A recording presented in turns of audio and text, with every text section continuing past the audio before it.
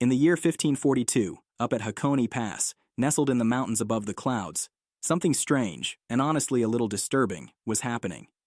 In some hidden part of that place, people were tied upside down in the lotus position, suspended over a blazing fire. Basically, they were being cooked alive. While that horror show was going on, a group of people stood nearby watching like it was no big deal. They casually commented that the kids this year were all trash, just straight up trash. But then, one of them noticed something odd. One of the kids hanging over the flames wasn't freaking out. In fact, he looked calm. Dead calm. And not only did he survive, but he showed clear talent for fire release. That same kid? Yeah, he later turned into a full-on killer at a crazy young age, taking out tons of other ninjas, probably as part of some twisted test. Other onlookers couldn't help but be impressed. Apparently, this kid had already mastered all the known human ninja arts, every single one. An old man who witnessed the whole thing grinned and said that the kid was definitely going to be the next clan leader. Fast forward to the year 1546, during the night battle of Kawago. The battlefield was drenched in blood and full of death. Long ago in this country, there were people who operated in the shadows of history, only to die silently. From the moment they were born, they were raised as prodigies, trained non-stop in arcane assassination techniques that would make anyone else cry. These warriors were called Husa, grass, or sometimes Rappa, disorderly, or even Hamari. Somewhere above all the chaos, a bird was seen flying freely through the sky, eventually landing gracefully on top of a massive building, silently observing the mess happening below. Inside that building, 3 ninjas kneeled before their leader. The man praised their recent surprise attack, calling it magnificent. He informed them that their lordship was absolutely thrilled with the overwhelming victory. This man was Hojo Genan, and he went on to explain that the lordship would reward them with stipends, basically salary and supplies. He said he expected great things from them, but truthfully he was mostly speaking to the one in the middle, the protagonist of this story. He simply answered, "At your command." After saying everything he needed to say, and a little more, Hojo told them to leave. The 3 ninjas bowed and vanished in a blink. Just then, another figure emerged from the shadows behind Hojo. This man warned him not to trust them too much. He explained that the Fuuma clan were different, even by ninja standards. They weren't just strong, they were borderline insane, shaped by brutal training. He described the battlefield as a gruesome pile of unrecognizable corpses. According to him, their ninja ninjutsu had evolved past normal techniques. But Hojo waved off the warning. He said the Fuuma clan followed an unbreakable rule. They were sworn to serve the Hojo clan. If anyone broke that rule, it was instant death. He explained that the entire clan was basically tied together with those iron chains of loyalty. Then, while giggling, he called them wretched creatures and convenient tools. Jump to the year 1579, during the Battle of Hisagawa. An army of soldiers charged forward, ready to kill the enemy general. This was war. But when they reached their target, they didn't see an army waiting. They saw just one person. The general blinked, confused. In front of him stood a child. He actually stopped mid-charge and wondered what in the world a kid was doing on a battlefield. But the child, our protagonist, simply reached up and placed a hand on his mouth mask. Slowly, he removed it. Then, with an eerie calm, he opened his mouth. And that's when it happened. Fire. Flames burst forth and wrapped around his entire body, like a living inferno. This was no ordinary attack. This was ninjutsu. This was fire transformation. The fire spread all around, burning everything nearby with shocking ease. But that child wasn't alone. Hidden under the sand, the others had been waiting, and it looked like that fiery explosion was their signal. The moment they emerged, the enemy army suddenly found itself face to face with a small army of extremely dangerous little ninjas. To their opponents, these kids didn't look like children. They looked like demons that had crawled straight out of hell. And before the enemy leader could even say a word, the protagonist appeared from behind and crushed his head while casually aura farming. It wasn't a battle. It was a complete one-sided slaughter. Killing meant everything to the protagonist. He killed and just kept on killing, all for one reason: survival. Fast forward to the year 1613. Now, bro is old as fuck. He's 80 years old, handcuffed, with bloody hands and missing a leg. The villagers marched him through the streets, putting him on display. Civilians stared and whispered, recognizing him immediately. They called him a monster, a demon.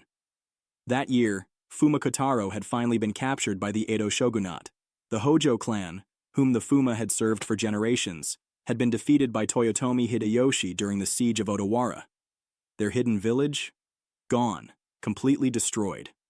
Before his execution by decapitation, someone asked if he had any last words, but he didn't want anything, not even a final sentence. The executioner smirked and said, "It seems even the great Fuuma Kotarou couldn't overcome sheer numbers." He also added that the Kuda of Iga and Koga still seemed useful. Whatever bro just said must have hit a nerve, because Kotarou's death stare scared the living daylights out of him. Still, Kotarou let it go. He was too old to care about how it ended. But deep down, he wondered, why had he lived this long? He had never feared death. So what was keeping him here? As he looked up and saw a bird flying overhead, he wondered if the bird would live a long life, and if only he could live as freely as it did. The word, free, struck something deep within him. He remembered that since childhood, he had always dreamed of freedom. He had lived all this time, but never truly been free. At that very moment, his head rolled off his shoulders. His eyes were still open when it happened. Then, out of nowhere, a massive red finger, seemingly from the gates of hell themselves, touched his forehead. A deep, eerie voice said it had chosen him. It claimed to be the one who sees the world through all things. Suddenly, something began to glow. The voice told him he would live again. Everything went black. Then, he opened his eyes slowly. He saw baby hands, felt himself drenched in some gooey liquid. His whole body ached, and he couldn't breathe. So, naturally, he used his fire transformation ninjutsu and completely exploded, releasing a burst of flames that destroyed the body of a dragon. Yeah, he had apparently been inside a dragon. Now reborn as a baby, he was beyond confused. The world around him was unfamiliar, filled with floating islands and all sorts of wild, otherworldly stuff. Because he'd just killed the dragon that ate him, its body crashed straight into a castle perched atop a giant tree, absolutely wrecking it. Meanwhile, standing on top of this massive creature, a tiny, fragile-looking figure slowly stood up. When Kotarou looked ahead, he saw one of the most disgusting goblins I've ever seen. Apparently, Kotarou knew these creatures. He called them demons. Lying down, he stared up at the sky and saw yet another dragon flying by. He realized he was in a strange, unknown land. There were flying lizards and weird creatures all around. But suddenly, he smiled. He got it now. He'd been reincarnated. After Kotarou blasted straight through the dragon, someone below had been watching. She looked up, and her eyes widened in shock. There was a baby falling from the sky. At that exact moment, Kotarou was overwhelmed with joy. The feeling was unlike anything he had ever experienced. In that instant, he embraced it fully, silently declaring to himself that he had been reborn. A refreshing wave of freedom washed over him, and from that point on, he felt truly alive, like he was finally free. Nearly a century before, a hero named Arslad had defeated the Demon Lord. Alongside his 3 companions, he was celebrated as one of the 4 great heroes. They became legends. But times had changed. With the rise of a new Demon Lord, the strength of the demon kin had grown wildly. Much of the surface world was now claimed by the demon realm, marking the beginning of a new era, an age ruled by the demon kin. In the current time, a massive green creature towered over Kotarou. Its huge foot had him pinned to the dirt. As it glanced down, it noticed the infant lying near its toes. Its eyes narrowed in confusion. A human child, falling from the sky alongside a dragon? It didn't add up. This creature belonged to the goblin kin. Specifically, he was their leader, the king goblin. He scoffed at the bizarre sight and dismissed Kotarou as nothing more than a weak, useless member of the human race. With a sneer, he kicked Kotarou across the ground like garbage, sending the baby skidding until he flopped onto his back nearby. Suddenly, chaos erupted among the goblins. One of them shouted to the king that the Sky Goblin Castle had been completely destroyed. Another cursed their rotten luck and called the wreckage of their home unforgivable. Fueled by rage, the king goblin suggested they blow off some steam by killing the child. The other goblins cheered, clearly on board with the idea. Their bloodlust rising, they got ready for a brutal execution. The king goblin didn't waste time. He raised his massive weapon and brought it down with all his strength, slamming it into the earth where Kotarou lay. The goblins exploded with celebration, cheering over what they called a critical hit, shouting like it was the highlight of their day. But as the dust cleared, the king's expression shifted. His eyes narrowed. Somehow, Kotarou had dodged it. Inside, Kotarou let out a sigh of relief. He had barely escaped. The goblins stared, stunned. The baby had dodged? Looking down at himself, Kotarou tried to make sense of it. He thought babies had soft bones and couldn't even move properly. But somehow, despite the pain and struggle, he forced himself up. His legs shook, but he stood. The king goblin gawked in disbelief just before Kotarou suddenly vanished. Then, in a blink, Kotarou reappeared right on top of the king's head. He twisted the goblin's neck in a way that wasn't even remotely normal. No hesitation, he activated a move. Ninjutsu. Borrowed fire. Flames exploded around him and the king goblin, surrounding them both. The king howled in agony as the fire tore through his flesh. But Kotarou didn't let go. He held on tight, keeping the flames going like a stubborn stove on max heat. The rest of the goblins were frozen in shock. One of them just stood there, mouth open, trying to figure out how in the world a baby was casting magic that powerful. This wasn't some fancy fireball. No, this was something way above that. Something next level. Meanwhile, the massive corpse of the dragon lay sprawled across the castle's steps in the sky. The crumbling stairway led up toward the ruined structure, and the woman from earlier was slowly making her way up. As she climbed higher, something stirred within her. Faint memories of the past. This place had once belonged to the elfkin. The sight tugged at her heart, filling her with a quiet nostalgia. Her thoughts drifted to the baby, the one that had literally exploded out of the dragon's belly like some kind of violent magic trick. She was convinced he had to be here. Reaching the upper level, she paused and looked around, only to be met with a gruesome scene. Goblin bodies were scattered everywhere, torn apart like rag dolls in the hands of a storm. Her eyes widened in shock. Then she spotted him. Kotarou, lying on the ground, completely drained, like a phone on 1% battery. She stepped toward him cautiously, her mind trying to wrap itself around the madness. Could that baby have really done all this? As she pulled back her hood, her expression slowly shifted, from disbelief to something more tender. A glint of recognition flashed in her eyes. She whispered softly, saying that she had finally found it, a tiny flickering seed of hope. This woman was Hyrie Titania, one of the legendary 4 great heroes. At that moment, a memory flickered in Kotarou's mind. He saw himself as a newborn, nestled in his mother's arms, while his father stood beside them with a gentle smile. Confusion filled him. Was this real? Then the image of his old village emerged, once hidden and peaceful, now reduced to ash and ruins. The smoldering ground whispered of a massacre. Amid the destruction, only one tiny baby had survived the firestorm. He remembered the attackers' voices, commenting on the miracle, or perhaps the stubborn will of a ninja. The memory continued to unravel, and Kotarou heard his own voice echo in his head. He questioned if those really were his memories. Ever since he'd been brought to the ninja village, he'd been told he had no parents. He'd grown up believing that the only person he could rely on was himself. So why now? Why was this vision resurfacing? As his consciousness returned, he slowly opened his eyes and found himself staring up at a beautiful, curvy woman who was peering down at him. The realization smacked him in the face. He had been reincarnated as a baby. His mind spun. Who was she? A native of this strange new world? The woman gently wrapped him in her cloak, laid him down on a smooth rock, and then knelt in front of him. She introduced herself as Hyrie Titania and greeted him by his actual name.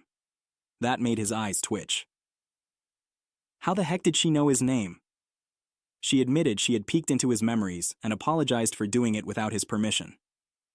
Kotarou's brain went into panic mode.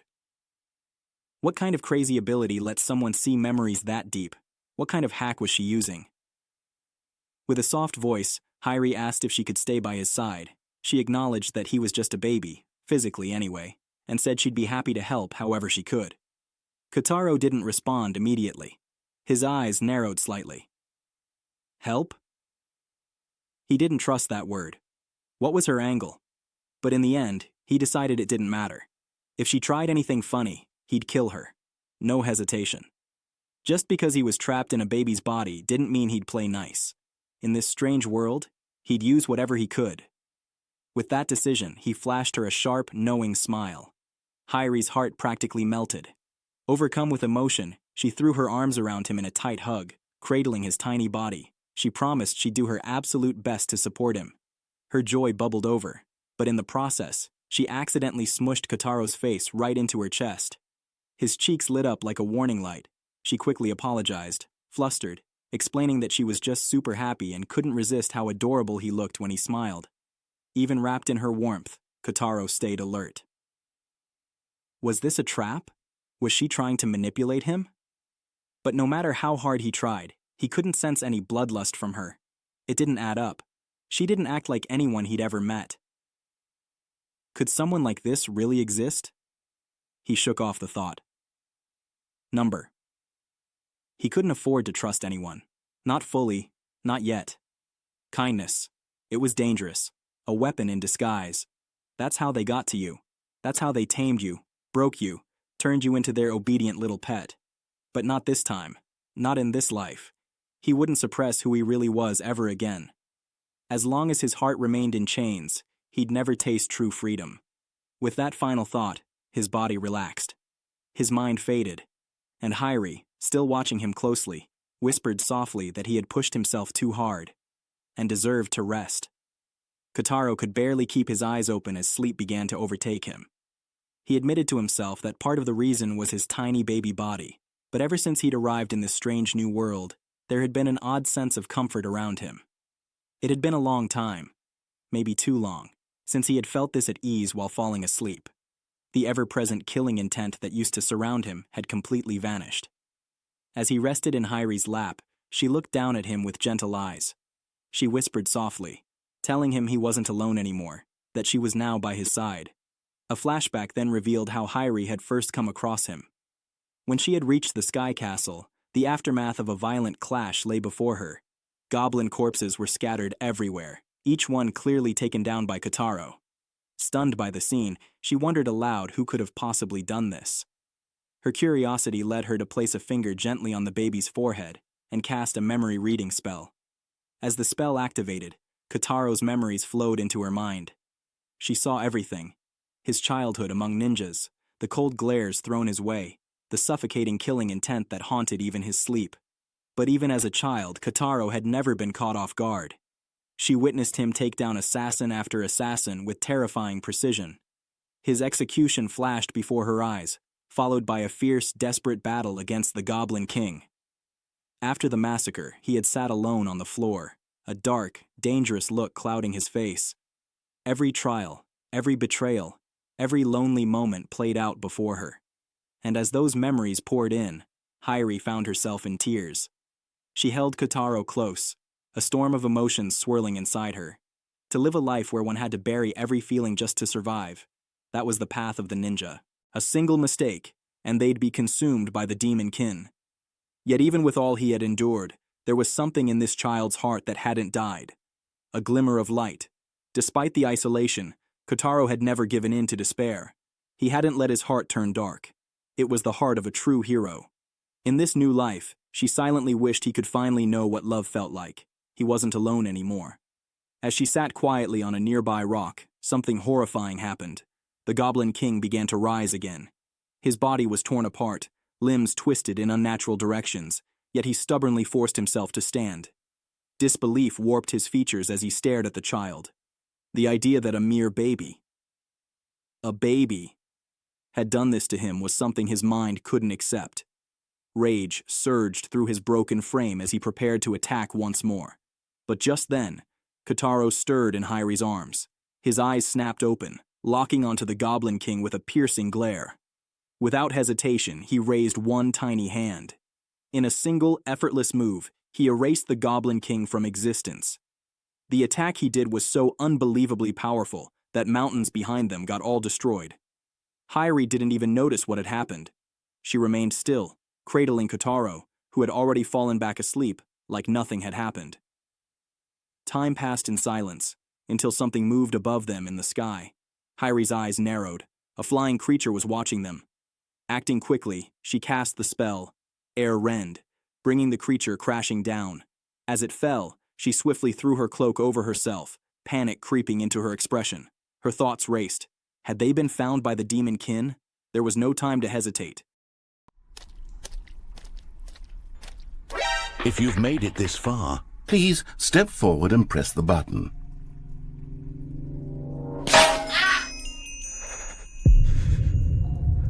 Now, open your eyes, step forward, and push the button. Yes! You see? What a thrill! What a rush! That was you! Now, I want you to do something else for me. Please press the subscribe button. Come on, give it a try. Can you feel it? The glow of comfort, even in the face of crushing despair, must already be sweeping through your body. And in fact, can I say that I do believe commenting "let him cook" will lend you an air of charisma as well? The safest route out of the demon realm had been through the former forest of the giant tree, but now the only option left was the dreaded great rotwood forest. Meanwhile, in a faraway location, Hyri's image was being projected through a magic spell. A deep, echoing voice reported her movements inside a dark chamber. 10 shadowy figures stood in silence around a massive mystical eye that glowed with eerie light. The voice continued its report. Hyri Titania, the fairy king, had been found. A soft, amused chuckle came from the demon lord himself. One of the shadowy figures expressed surprise that she was still alive. Another scoffed and dismissed the report as useless, saying she had lost her former power. Some agreed without hesitation, but then the image changed, revealing the baby in her arms. That was what truly caught their attention. The scene played of Kotarou battling the Goblin King, slicing through goblins like paper. The room fell into a tense silence. One of the voices finally spoke, asking the question they were all wondering. Is that really just a baby? Another one simply giggled, and then the demon lord gave his command. 10 demons were to kidnap the baby and kill the elf. The 10 figures responded in perfect unison, accepting the order without hesitation. A massive explosion ripped through the forest, signaling the beginning of the chaos, and just like that, the scene shifted once again. Hyri was now sprinting through dense woods, branches whipping past her as demons chased her without mercy. She muttered curses under her breath. There were just too many of them. In her arms, baby Kotarou's eyes sparkled with excitement. The terrifying, enormous creatures behind them didn't scare him at all. In fact, he looked more amazed than anything, filled with curiosity. Hyri, trying to catch her breath, warned him not to get too excited. If he fell now, they wouldn't stand a chance. They were hopelessly outnumbered, and the only option left was to keep running. Suddenly, creatures dropped from the trees above, catching her off guard. But she didn't hesitate. With perfect timing, she unleashed the Grand Air Rupture spell, blasting the enemies out of the sky. The monsters exploded mid-air, and Kotarou, still safely cradled in her arms, watched in awe. He had never seen a ninjutsu like that before. This girl was seriously impressive. But before Kotarou could even finish the thought, a much larger beast came swooping down from above. Hyri looked up, her face twisting in fear as she realized the danger wasn't over yet. Panic took hold. She clutched Kotarou tighter, blaming herself for not being strong enough, wishing she still had the power she once possessed. Meanwhile, Kotarou's face was the total opposite. He looked thrilled as the huge creature lunged toward them. Just then, a group of small, winged, fairy-like beings appeared in the sky, placing themselves between the monster and the pair. One of the tiny creatures floated up to the beast and declared boldly that the prey belonged to them. The beast suddenly froze, then turned and fled without another sound, disappearing into the forest. Kotarou's eyes went wide again as he stared at the mysterious newcomers. One of the fairies turned toward them and zipped closer. Its cheerful appearance twisted into something wicked, revealing a demonic face filled with contempt. It called Hyri a filthy elfkin and accused them of trespassing. Hyri remained calm, cautiously observing them. Her thoughts were steady now. She knew this was a path she could no longer avoid. Kotarou, on the other hand, looked at the fairies with pure fascination. His eyes sparkled as he admired their strangeness, but the fairies didn't return the friendly curiosity. They began shouting, calling Hyri a bothersome elfkin and demanding she hand over the baby so they could eat her. Before they could act, Kotarou suddenly launched forward. With lightning speed, he stuck his fingers between the thighs of the stunned fairies. Their reactions were instant. One let out a confused yelp, another screamed in horror, and one loudly accused him of being a pervert. Their faces turned bright red as they stumbled back in total shock. Hairi gasped when she realized Kotarou had slipped from her arms. She tried to warn him. These weren't just some weak forest creatures. They were dangerous. Provoking them was a terrible idea.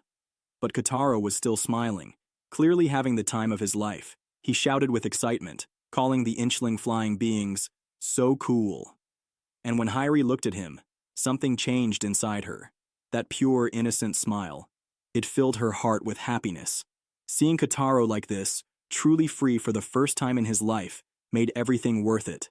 One of the fairies growled in rage, calling him a ridiculous brat and threatening to paralyze him. A green thorn started forming in its mouth, and in the next instant, it launched the thorn straight at Kotarou. Hairi's eyes widened. She recognized the attack. It was a poison needle. The rest of the fairies joined in, shooting more thorns his way. But Kotarou moved faster than anyone could follow. He caught the incoming thorns using both his hands and feet, stopping the attack completely.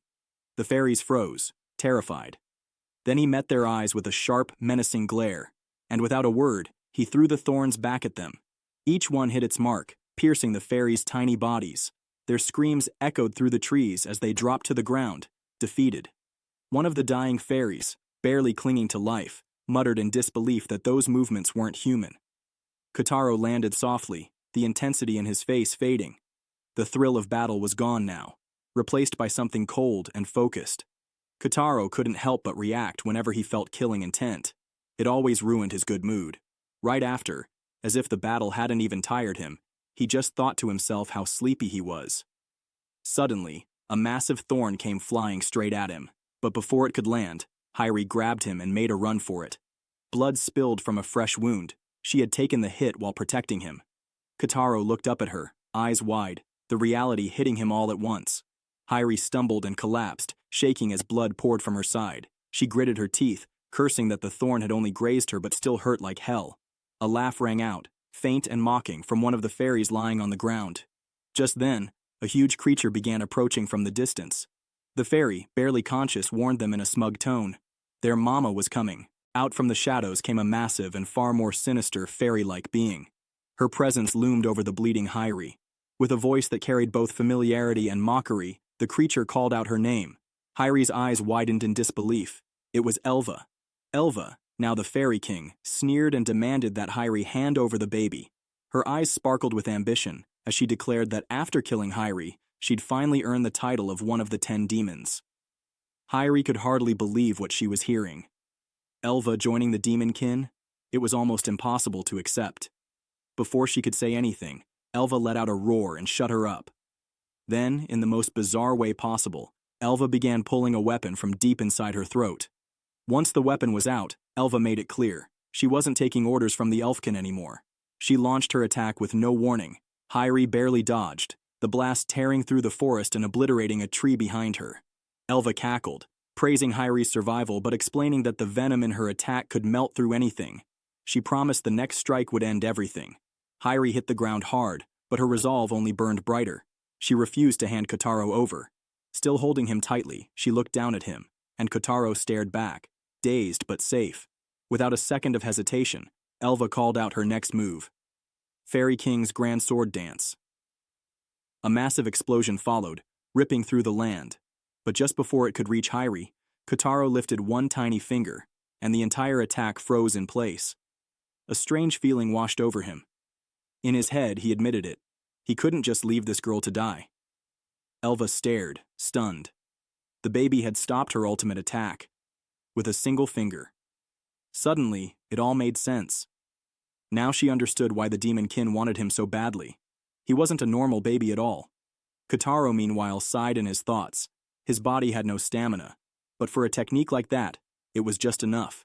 And so, he launched a counterattack. Ninjutsu. Finger sever. The move cut right through Elva's body.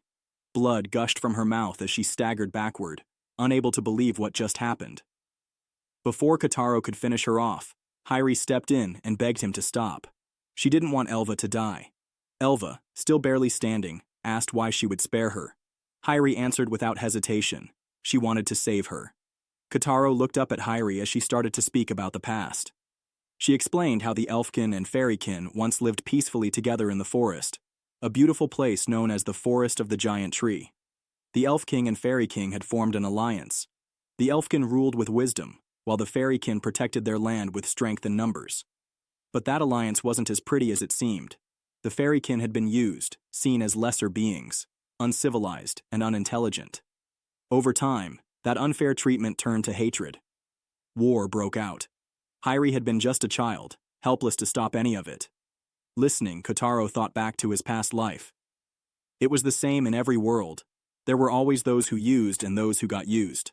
And now, here was this girl. So young, yet so full of fire and conviction. When Hyrie revealed that the war had happened only 150 years ago, Kotarou was completely taken aback. Was this girl older than him? What kind of strange world was this? Elva, however, dismissed Hyrie's words without a second thought. She called the story an old tale that rotted the ears. As she spoke, she began to transform the poison she claimed should have already spread through Hyrie's body. She looked ready to kill her, ready to bring peace to the regrets of the fairykin by ending the life of a princess. Hyrie desperately tried to stop her. She cried out that this conflict was meaningless, that it would only bring destruction, but Elva wasn't having it. She screamed that this was her mission. Once, during the war, she too had been a princess, and now, with both of them as surviving royals, she believed their meeting was fate. To fulfill that destiny, she had to kill Hyrie. In a flash, the magic rune around Elva's neck lit up. Hyrie instantly recognized it. It was a contract seal. Her heart dropped. Elva had made a pact. Elva confirmed it with no shame. They were in the same position, so Hyrie should understand. The power running through her now had been gifted by the Demon Lord himself. That's when a memory bubbled to the surface, one from their childhood. Hyrie had turned to Elva with quiet sadness in her voice and asked why conflict never seemed to end in their world. She spoke about the human kin, demon kin, beast kin, how everyone was just trying to live. She even mentioned the elfkin and fairykin, saying she hoped that one day. Elva, smiling softly back then, had assured her that the forest would be fine. Her words had made Hyrie's eyes sparkle with quiet hope. Elva reminded her that they had always been friends, and nothing could change that. Hyrie had frozen at the warmth in that moment, then smiled as the thought echoed in her heart. Yes, they would always be friends. Back in the present, Elva was still mid-transformation. Her voice rose with manic energy as she declared the overwhelming power surging through her. It was the power of the demon kin, bestowed by the demon lord himself, and it was all, she said, for the purpose of killing Hyrie. Watching her old friend change so drastically, Hyrie felt her heart sink. The contract seal confirmed it. A horrifying thought raced through her mind. What had Elva done? By accepting the seal, she had become nothing more than a tool for the Demon King. Hyrie had saved her power for one person alone, but for Elva's sake, she was ready to use it now. Suddenly, Elva burst out laughing, mocking Hyrie for being too scared to even speak. Then she screamed, telling her to die, and unleashed a devastating technique. Fairy King's Grand Sword Dance, Crucifix. A massive explosion shattered the land, shaking the earth beneath them. Elva's laughter rang out across the destruction, wild and victorious. She declared that she had crushed Hyrie to pieces. But then, magical energy began to surge violently from the impact zone. A glowing sphere of energy formed at the center, and from it, Hyrie emerged. Her form had changed. Majestic, angelic wings unfurled from her back as she released the power she had kept sealed away for so long. Elva was stunned. The magical pressure crashing against her was more than anything she could comprehend. This level of power, it shouldn't have been possible. Hyrie was supposed to have lost her strength ages ago. How could she still stand? With calm precision, Hyrie began casting spells. First, a full status ailment recovery spell. Then, a stamina restoration spell. The wounds all over her body healed instantly. Meanwhile, Kotarou, cradled in her arms, started to stir. He felt light, like a heavy sleep had been lifted. Confusion washed over him as he tried to make sense of what was happening. Elva's eyes widened in disbelief. A high-level spell? This power. It could only be the magic Hyrie had once wielded when she was known as the Great Sage, Hiri Titania. Hyrie's magic continued to glow with radiant strength as she raised a hand and pointed at Elva. Her voice, firm yet filled with compassion, declared her intention to save her. She cast, freezing sacred stigmata. A bolt of powerful magic tore through the air and struck Elva square in the chest. The demonic energy that had corrupted her began to unravel, dissolving in wisps as she stood frozen before Hyrie. Hyrie then spoke, gently but clearly. She told Elva that she was no longer bound by anything, that there were things more important to protect than the regrets of their people, because above all else, they were friends. Tears welled up in Elva's eyes. The memories came rushing back. Hyrie, too, remembered a moment from over 100 years ago. They had lost the war. That should have been the end of it. So why now? Why had everything gone so wrong? And Elva remembered, too, the moment it had all changed, when she listened to those voices and let herself be led astray.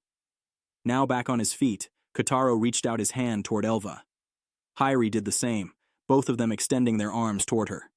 Elva, caught off guard by Kotarou's bright, radiant smile, hesitated for a moment, then slowly reached out in return. But just before their hands could touch, a violent force came crashing down from above. A figure dropped like a meteor, slamming into Elva and mercilessly driving her into the ground. Kotarou stood frozen, eyes wide, unable to process what had just happened.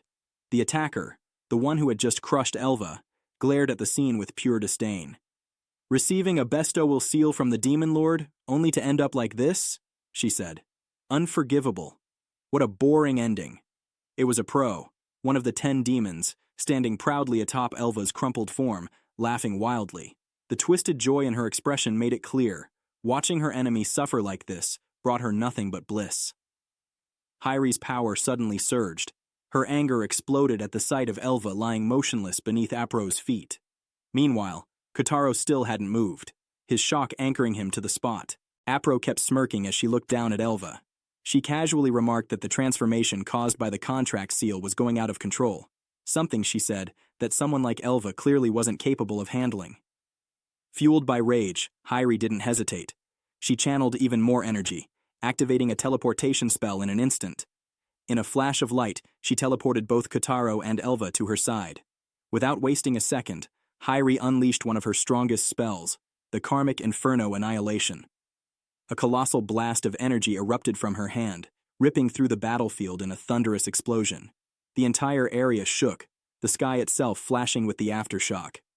When the dust finally began to settle, Hyrie was seen floating in the air, panting heavily from the energy she had spent.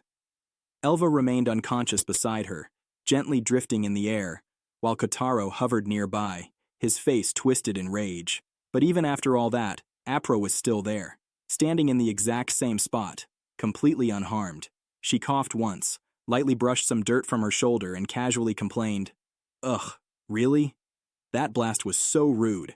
Look at the mess on my clothes." Hyrie's eyes narrowed. Even her most powerful fire spell had done nothing. She muttered in disbelief about the full-body enhancement granted by the contract seal, astonished that her strongest magic had failed to leave a scratch. Apro's grin only grew wider. "You've made me mad now," she said cheerfully. Then she shot toward Hyrie at blinding speed. Hyrie reacted instantly, casting a defensive spell. The ground rumbled as large boulders shot up, forming a thick protective dome around her, Kotarou, and Elva. But Apro wasn't impressed. As she approached the barrier, she called out with smug confidence, "This? This little thing? Useless." Then she executed her next move, the exploding demon fist. Her attack shattered the entire stone barrier in an instant. As the last pieces of rubble crumbled to the ground, Apro stood tall, grinning wildly like someone who just knocked over a sandcastle for fun. Still, Hyrie refused to back down. Already she was weaving another incantation, this time, an ancient spell known as freezing sacred stigmata. Streams of energy burst from her fingertips, striking Apro directly with incredible force. When the light faded, Apro was still standing, unharmed.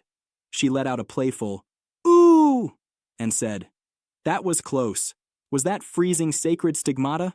So the rumors were true. You really are the great sage of the Elfkin." Then, with a cheeky smirk, she corrected herself. "Sorry, former great sage." Hyrie dropped to her knees. Her body trembled, completely drained by all the magic she had released. She stared at her hands, horrified by the emptiness. Her voice shook as she whispered, "It's all gone." A pro looked down at her in disappointment, the thrill of battle fading from her eyes. "Is that it?" she scoffed. "All that hype? And this is what's left?" If you've made it this far, please step forward and press the button.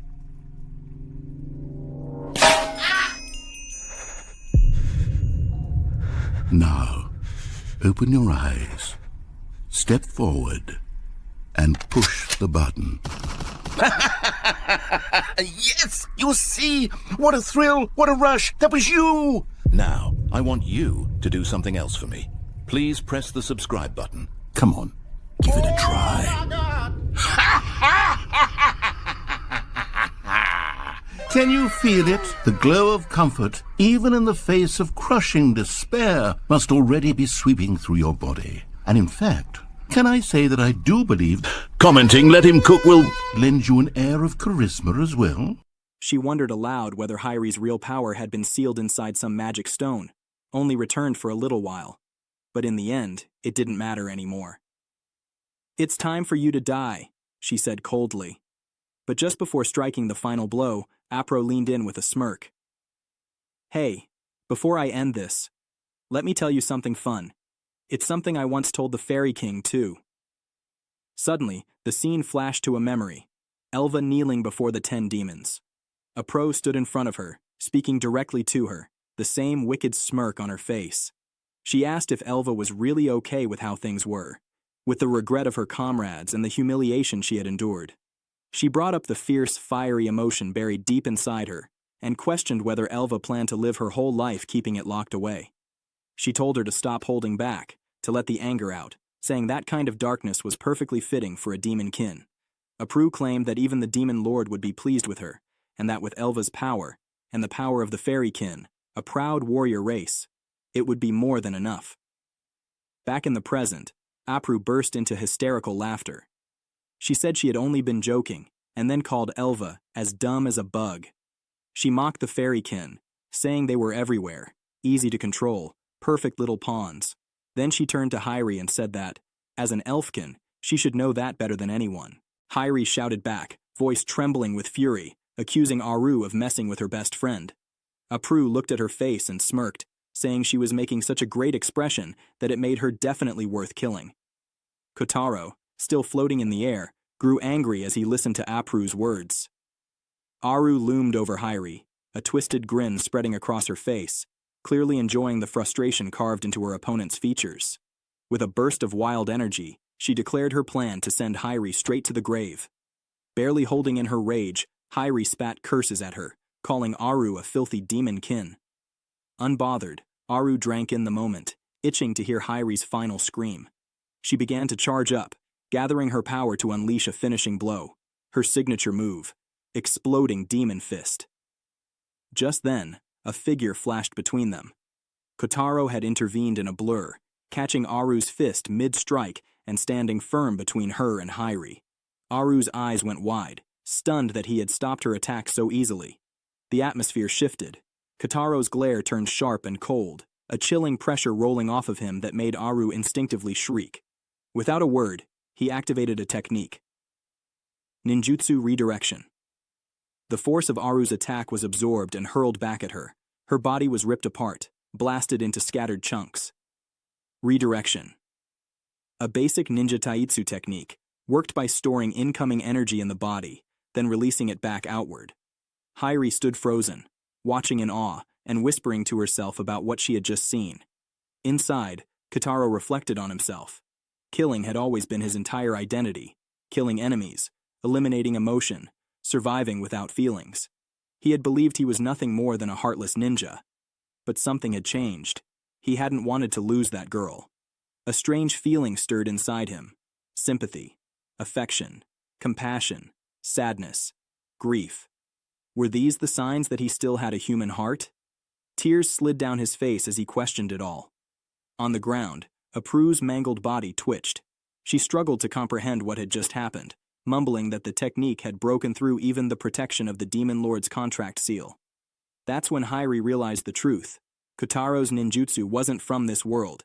It had pierced through even the strongest enchantments, including the full-body defense granted by the seal. Though broken and bloody, Aru chuckled. She cast a full stamina recovery spell, healing rapidly until her body was completely restored. With a crazed smile, she proclaimed her love for Kotarou. She adored the darkness behind his eyes, the eyes of someone who had taken countless lives and carried despair, loneliness, and hate. She said he was just like her, broken by suffering, and claimed he belonged with the Demon King. She invited him to join their side and rule the world together. Kotarou paused. Her words echoed in his mind. The strong rule the weak, he thought. This world isn't any different from the one I came from. Rule, huh? He stuck his tongue out at her, mocking the offer. Aprou laughed at first, amused by his attitude, but her expression quickly twisted. Her body began to grow, transforming into a hulking, muscular form. She declared she would drag him back by force and promised to half-kill him in the process, as energy surged violently around her. Hyrie stared in disbelief. The sheer force of Aru's power was overwhelming. This, she realized, was the true strength of one of the 10 demons. Aru gathered every ounce of strength within her and prepared to strike, shouting out her attack. Exploding Demon Fist. Right before launching it, she made a bold vow. She would make Kotarou submit through pure power alone. In her mind, he was destined to become one of the demon kin eventually. Hyrie panicked. Even Kotarou's powerful ninjutsu had to have limits, she thought. That attack looked like too much for anyone to handle. She screamed for him to run. But Kotarou didn't move. Instead, he calmly raised his hand and blocked the incoming blast. The ground beneath him split apart, shattering from the impact, but he didn't budge. Aru froze, stunned by his resilience. Without hesitation, Kotarou used ninjutsu once more. Redirection. He flipped the force of Aru's own power right back at her. The blast that followed completely obliterated her body, leaving Hyrie wide-eyed in shock. As the dust cleared, Kotarou stood firm. With a calm but serious voice, he declared that he hated those who sought to dominate others. After defeating Aru, Kotarou remained standing for a while. His eyelids drooped, and his body began to sway from exhaustion. Hyrie ran to him, wrapped her arms around him tightly, and thanked him for saving them. She urged him to rest. Slowly, Kotarou's eyes closed, and he fell asleep in her arms. Not far away, Elva lay on the ground, letting out a weak chuckle. Watching everything unfold, she spoke softly, amazed by the strength of a human baby who had just wiped out one of the 10 demons in a single strike. Hyrie gasped when she saw Elva was still alive and rushed over, trying to heal her, but Elva stopped her. There's no use, she said gently. She explained that she had lived for too long. With the contract seal now gone, her body was going to decay. Nothing could stop it.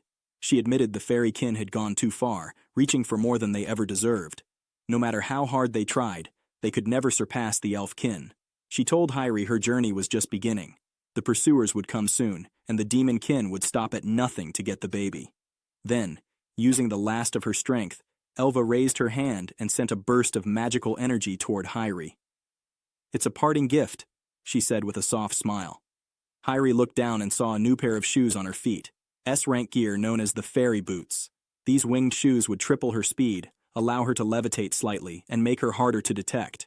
She was stunned by how light her body suddenly felt. Elva gave her final instructions.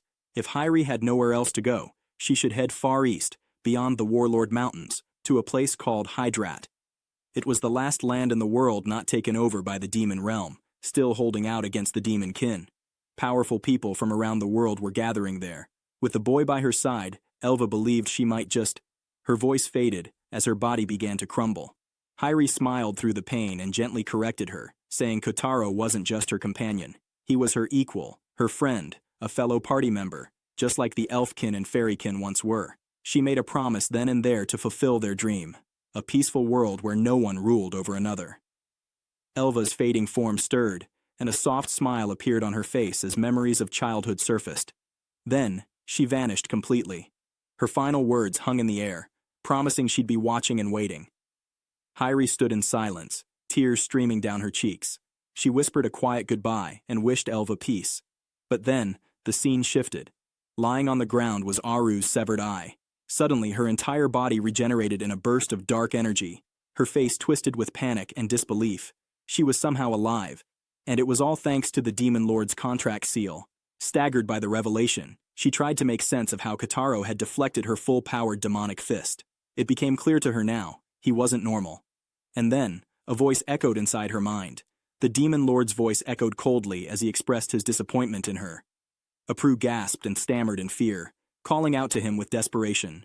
He reminded her of the day he had saved her, when she was nearly dead, the sole survivor of her clan after it had been wiped out by humans. He spoke of the power he had given her, a gift sealed by the contract wrapped around her neck. As the seal began to tighten, choking her, he mocked her origins, scoffing at the ogre kin for being a weak and pathetic race. Aproo begged him to stop.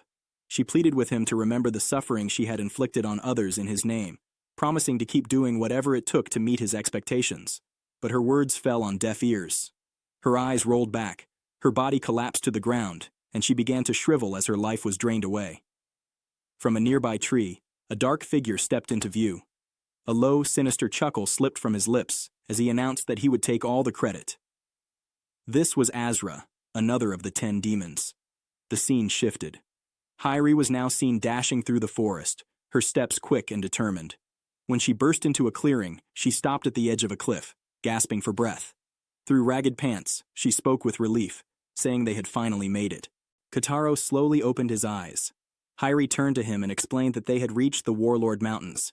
She told him that this was the place where the Demon Lord and the heroes had once clashed, and even now, the fight against the demon kin raged on, day and night. She added that the royal capital, Hydra, lying just beyond the mountains, was the only place in the world untouched by the demon kin's influence. Her thoughts wandered to Miria. She believed Miria had to still be fighting. Turning to Kotarou again, she told him that the people of Hydra were desperately hoping for powerful individuals like him to help protect them. The scene then shifted to a fierce battlefield. Warriors from Hydra were locked in combat with demons. One demon complained bitterly that no matter how many humans they killed, more just kept coming. In response, a warrior roared back in defiance and charged forward with his blade raised.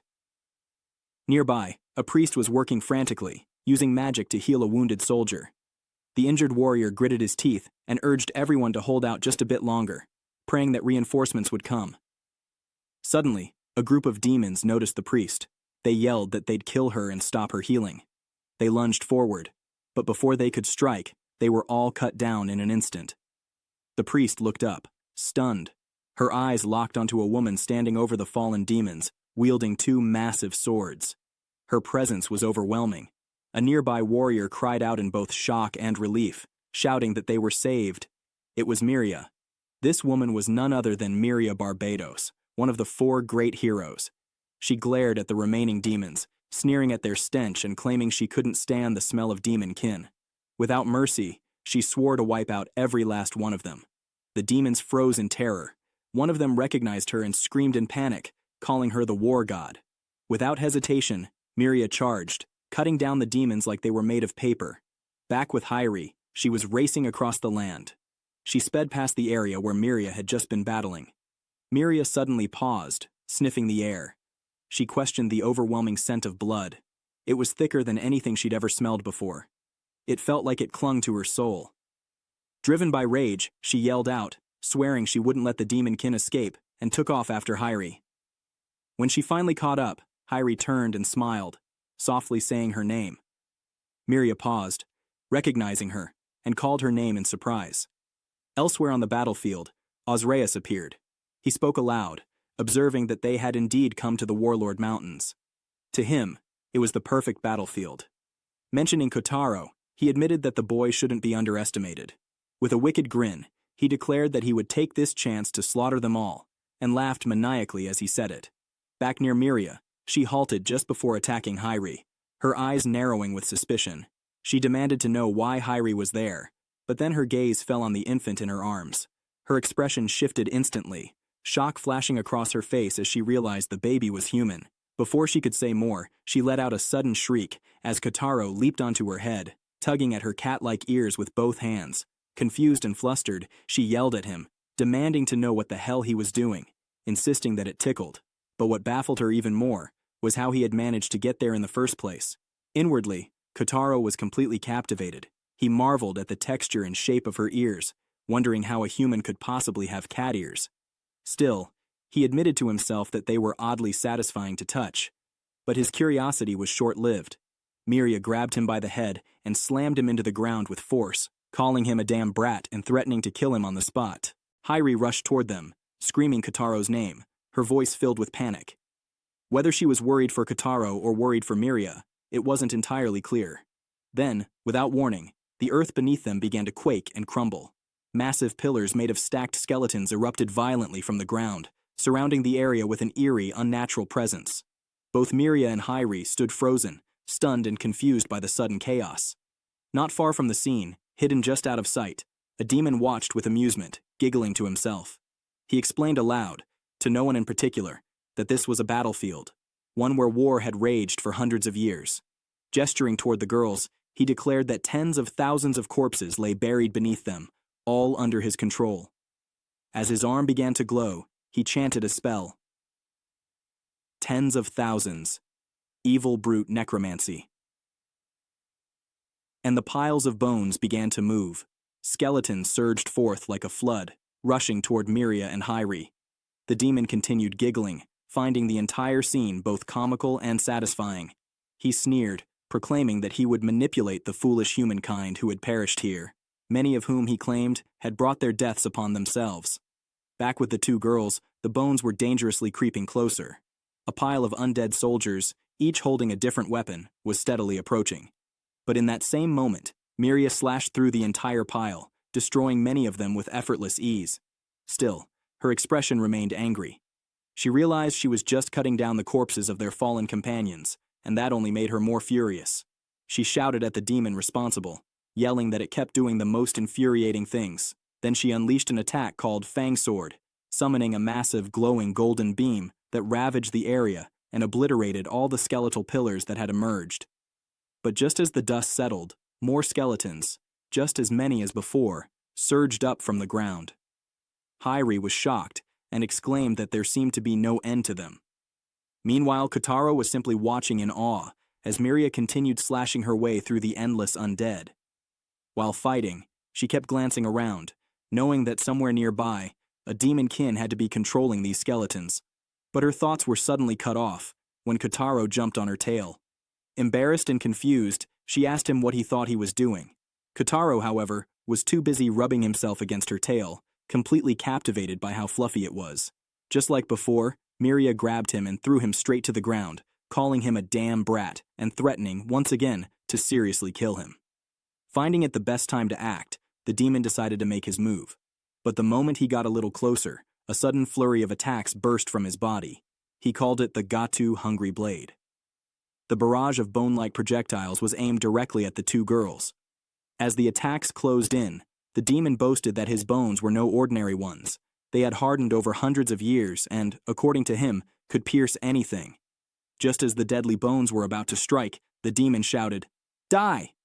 But before they could hit, Miria caught the scent of blood coming from the demon.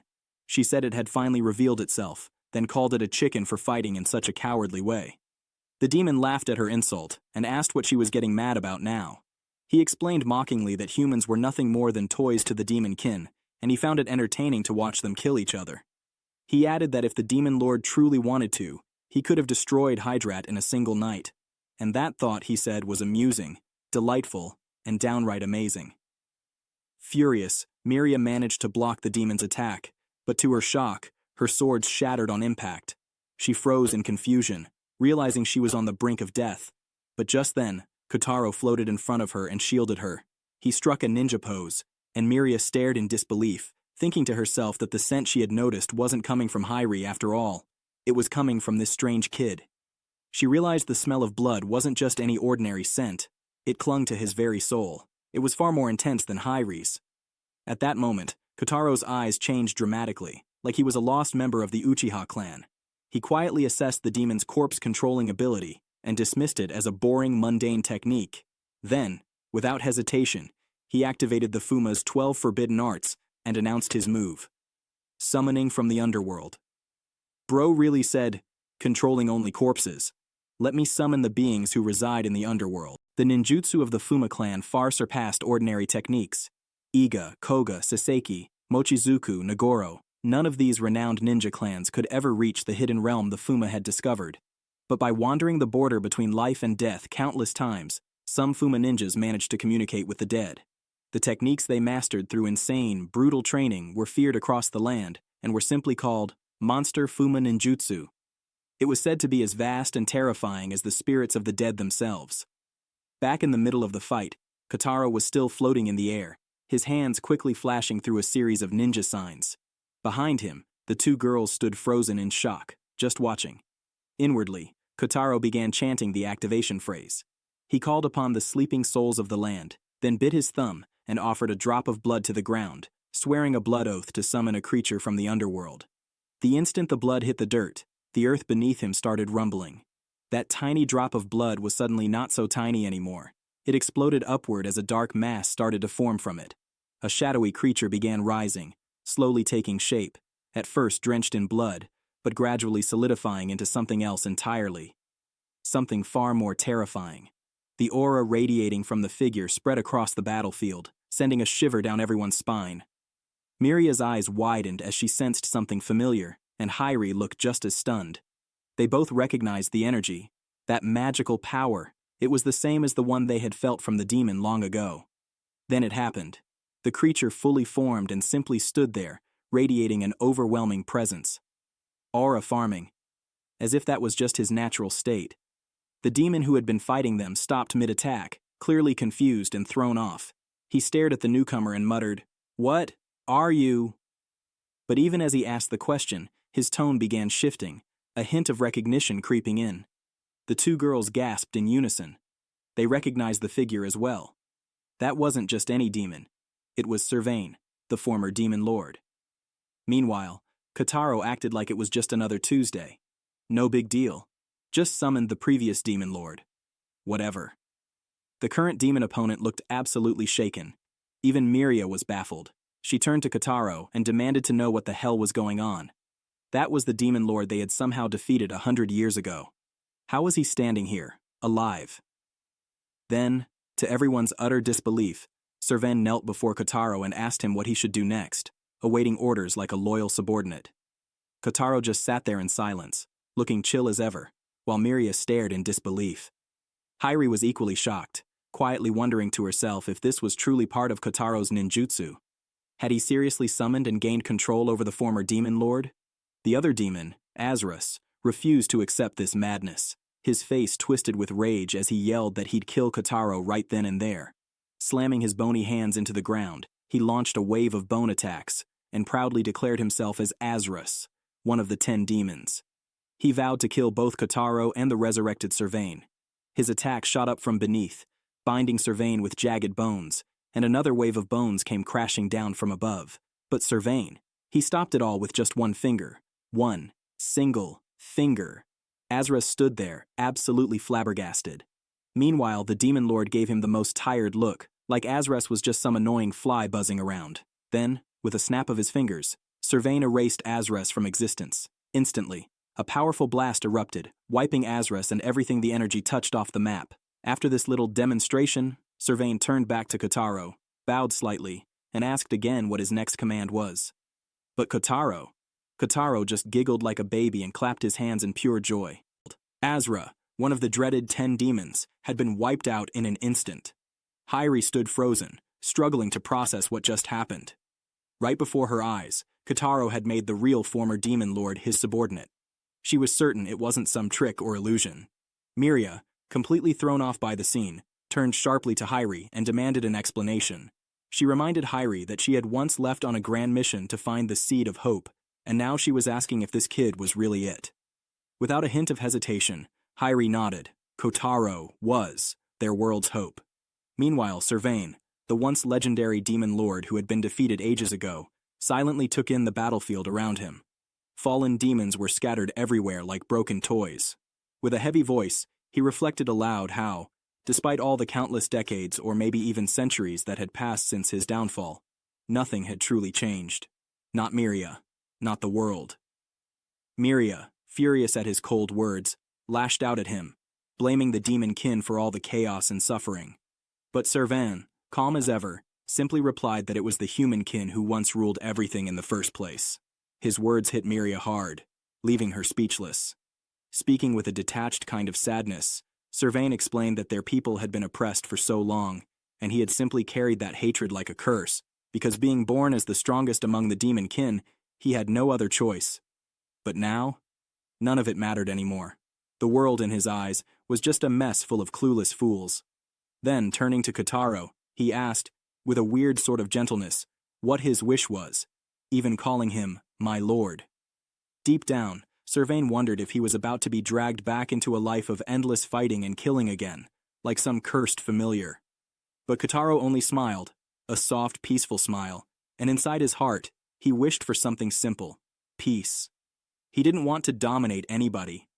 Struggling a bit to put his feelings into words, Kotarou finally managed to say that he hated domination, and that Sylvain was free to do as he pleased. The words hit Sylvain like a punch. He froze, standing there in shock, completely thrown off. Miria, still trying to wrap her head around all this nonsense, turned to Hyrie in disbelief, demanding to know what the heck was going on. Tears rolling down her cheeks, Hyrie gently lifted Kotarou into her arms. She whispered that she agreed with him. She hated domination too. Sylvain let out a surprised laugh. Apparently, there were still some weirdos in the world after all. Looking at Kotarou resting in Hyrie's arms, he paused for a moment before asking, almost shyly, if Kotarou truly wanted him to come along. Kotarou just smiled back at him. Suddenly, the ground beneath them started rumbling like crazy, throwing everyone off balance. Cracks ripped through the earth, and without warning, two gigantic hands shot out from below, clawing toward the sky. The group suddenly found themselves lifted high up, standing in the palm of a giant hand. Hyrie quickly turned to Kotarou, checking if he was okay. Kotarou answered with a cheerful, innocent sound, like he didn't have a care in the world. Miria glanced around, clearly confused and annoyed, wondering what kind of mess they had landed in this time. For a few seconds, they stood there silently, trying to figure things out, until they noticed they weren't alone. Figures had appeared, standing right on the tips of the massive fingers. The air turned heavy and nasty, thick with a dark, foul stench. Miria scrunched her nose in disgust and muttered that the whole place reeks, absolutely reeks, of the bloody stink of demon kin. Above them, the demon lord's overwhelming presence weighed down like a mountain, making it hard to breathe as the group huddled together on the giant palm. The cold, piercing gazes of the 10 demons locked onto them without mercy. Miria, feeling the crushing power pouring from above, struggled to wrap her head around it. This new demon lord's strength was way beyond anything she had imagined. Meanwhile, Kotarou, drained from summoning Sylvain, had fallen asleep in Hyrie's arms, snoring softly. Hyrie, sharp-eyed and alert, quickly scanned the situation. She couldn't believe it. All 10 demons had shown up at once. Their purpose was obvious. They had come to take Kotarou. Her eyes narrowed as she locked onto one of the demons silently staring back at them. Sylvain stood motionless too, calmly watching everything unfold without a word. Then, laughter rang out from one of the demons. They pointed out, almost mockingly, that with number 10, Aprou, and number 9, Azras, killed off, there were now rare openings among the ranks, something that hadn't happened in decades. The demon lord, they said, was absolutely thrilled by the unexpected shakeup and demanded that the group put on a good show for them. The one speaking was Zenova, the third-ranked demon among the 10. Even though he was completely wiped out, Kotarou struggled to stay awake in Hyrie's arms, furious at his own weakness. He cursed the limits of his tiny baby body, helpless and unable to do anything. Tension kept rising until Miria snapped. Infuriated by Zenova's words, she charged forward without thinking, determined to land a hit. But just before she could reach him, a sudden blast of magic tore through the air and struck her. A perfect square-shaped hole punched straight through her torso. The attack came from another demon, Depora Popper, ranked number 4, who coldly brushed her off, saying that the so-called 4 heroes were no longer needed. Hyrie screamed in shock at what had just happened, while Miria stood there frozen, staring down at the neat, geometric wound in disbelief. Before she could even catch her breath, a second attack slammed into her. This time, her whole body got trapped inside some weird shiny crystal, locking her completely in place. Laughter echoed out from the one who did it, Hildark, number 7 of the 10 demons, who admired his handiwork and proudly declared her his newest art piece. Hairi started to panic at the horrifying scene, but before she could react, something smashed into her and pinned her violently to the ground. A strange creature towered over her, and sitting right on top of its head was a child, grinning wickedly. The kid called her a weakling and ordered her to stay down like some playground bully. These two were April and Galen, ranked number 8 among the 10 demons. Hairi let out a scream as Kotarou's small body flew from her arms, bouncing across the ground until he landed right beside Sylvain. As Sylvain looked down at the baby, yet another demon charged at him, sword raised, aiming for a deadly strike. But Sylvain stayed calm. With lazy precision, he lifted his hand and blocked the attack like it was nothing. He immediately recognized the attacker, the former hero Arslad, number 2 of the 10 demons. Watching everything unfold, Hairi realized something grim. The only way to save Arslad now was to kill him. Out of nowhere, a hand landed lightly on Sylvain's shoulder. Without any warning, a figure appeared beside him, a demon smiling as if they were just having a chat. It was none other than the demon lord Jura. Jura apologized casually, explaining that anything he touched directly would break thanks to the absurd strength of his magical power. But he added with a shrug that someone like Sylvain should be able to handle something like that without any problem. Suddenly, Sylvain's body twisted unnaturally, and a grotesque shape burst out of him. Blood sprayed from his mouth as it happened. Watching it, Hairi felt a jolt of pure dread. Things were bad, really bad. Even with the former demon lord on their side, everyone could easily be wiped out at this rate. She clenched her fists, feeling the urgency burn inside her. No matter what, she had to find a way to at least save Kotarou. Meanwhile, Sylvain started to chant. His voice echoed as he unleashed not 1, not 2, but 3 insanely powerful spells all at once. Bararoa Karmic Inferno Annihilation, Zeruvu Vacuum Cleaving Wave, and Baraga Electric Frost Blast. Hairi stood frozen, stunned out of her mind. These were the ultimate spells of the 3 major magical attributes, all fired off at the same time. She had never seen anything like it before. That overwhelming magical pressure she sensed earlier? Yeah, it wasn't her imagination. Everything the Demon Lord had said 100 years ago turned out to be true after all. As Sylvain unleashed the spells at once, the massive hands they stood on were partially blown apart. Despite the destructive blast, Arslad and Jura stood right in front of him, completely unfazed. However, the grotesque creature that had erupted from Sylvain's body wasn't so lucky. It disintegrated under the force of the attack. Jura chuckled, finding it a bit much that Sylvain had obliterated the thing with that much power. He mocked the effort, saying that even with spells like that, Sylvain wouldn't even be able to put a scratch on him. Then, without a hint of hesitation, Jura revealed the truth. He wasn't just any demon-kin. He was a demon godkin, a being that towered even above demon-kin. Sylvain froze, shocked beyond words. Jura had taken those high-level spells straight on and didn't even flinch.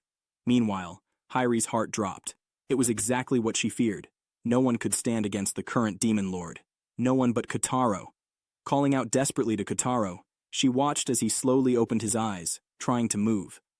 Inside, Kotarou was screaming at his body to move, furious that it wouldn't respond. That girl had saved him countless times. It was his turn now. He had to protect her. Seeing him struggle, Hairi smiled warmly and gently reminded him not to forget that feeling.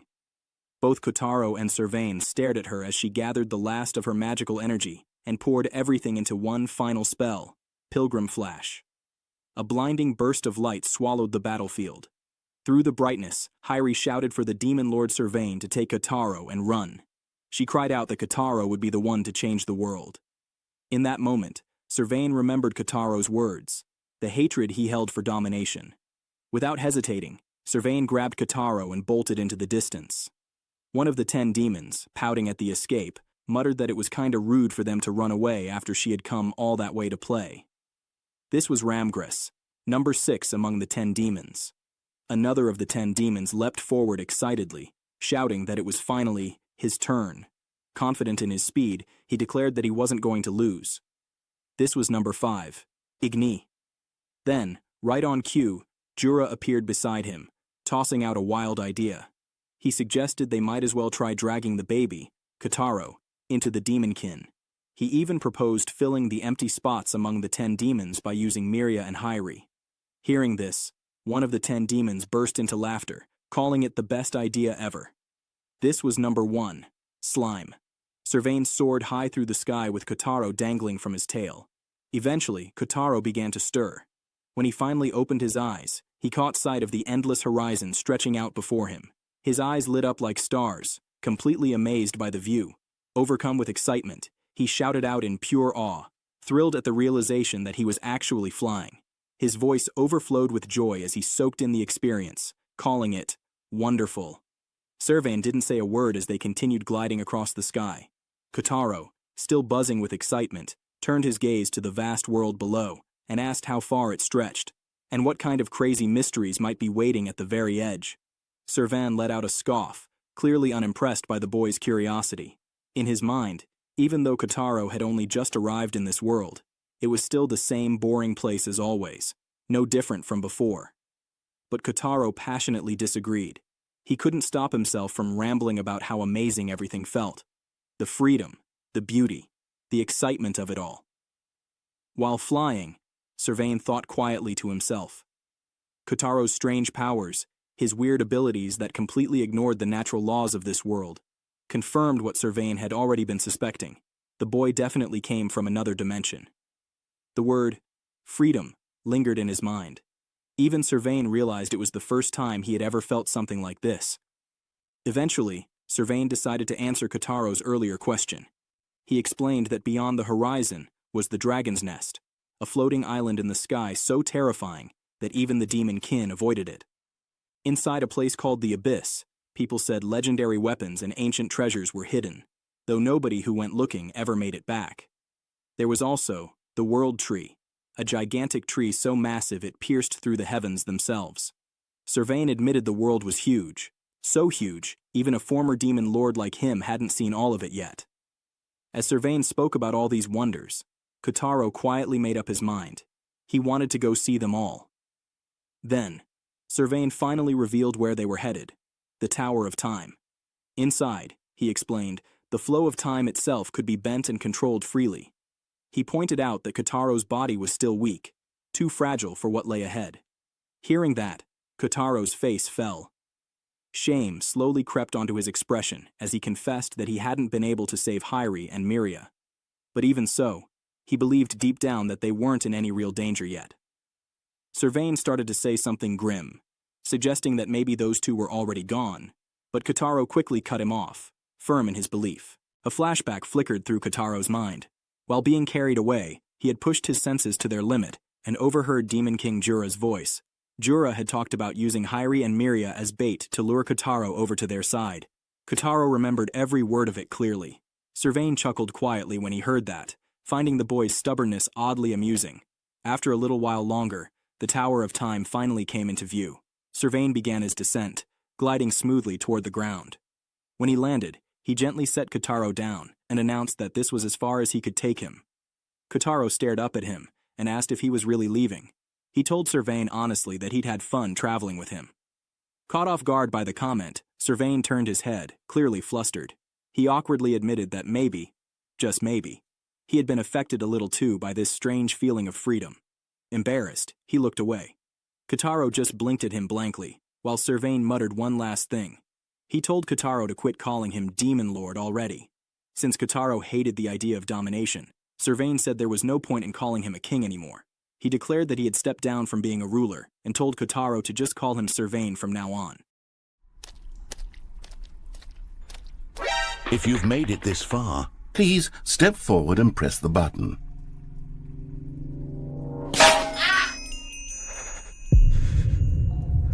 Now, open your eyes, step forward, and push the button. Yes! You see? What a thrill! What a rush! That was you! Now, I want you to do something else for me. Please press the subscribe button. Come on, give it a try. Can you feel it? The glow of comfort, even in the face of crushing despair, must already be sweeping through your body. And in fact, can I say that I do believe commenting "let him cook" will lend you an air of charisma as well? With that, Sylvain took off into the sky, flying away and leaving Kotarou standing alone at the base of the Tower of Time. Kotarou shouted after him, telling him they should fly together again someday. As Sylvain disappeared into the distance, a figure approached Kotarou from behind. The figure sounded surprised, muttering how unbelievable it was to see the former demon lord like that, so different from 100 years ago. He turned his attention to Kotarou, asking if it was his doing that changed Sylvain so much. He mentioned that he had been watching everything, and then invited Kotarou inside. This strange figure introduced himself. He was BB-28, a magic golem and one of the 4 great heroes. While they stood before the Tower of Time, BB-28 began explaining that the tower hadn't always floated in the sky. Long ago, people used to come there hoping to regain their youth, but eventually, greed took over, and a bloody struggle broke out over it. After the Demon Lord was defeated, the hero Arslat had suggested that BB-28 take on the role of guardian. Thinking back to it, BB-28 said he had been happy, though it was a nervous kind of happiness. With no real concept of aging, he had simply accepted his mission to protect the tower. Meanwhile, Kotarou had somehow climbed onto BB-28's head and was now excitedly slapping it. BB-28 yelped, telling him to stop, panicking because Kotarou was touching what he thought was his hat, only for BB-28 to shout that it was actually his face. Fed up, BB-28 kicked Kotarou off, muttering that the kid was seriously rude, and then firmly declared that he was the tower's administrator. BB-28 warned Kotarou that the Tower of Time wasn't a place anyone could just walk into. Even though Kotarou's desire to grow up was rare, it still didn't make him special. Sitting on the ground, Kotarou asked what he needed to do to gain access. BB-28 answered mysteriously that it would depend entirely on him.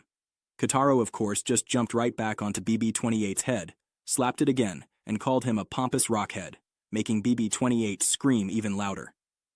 Without waiting for permission, Kotarou strolled into the Tower of Time. Inside, he commented on how completely dark it was. BB-28 simply wished him good luck, calling out to him as fuuma Kotarou. Suddenly, a magic circle lit up beneath Kotarou's feet. As he looked down, a blinding light shot up, and his memories flooded back.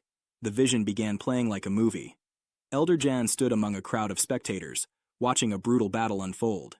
He chuckled darkly, saying that things were going exactly as expected. With the 4th Kotarou already dead, whoever survived this final fight would become the next fuuma Kotarou. It was a decision they had to make carefully. After all, the next Kotarou had to be someone who would be feared.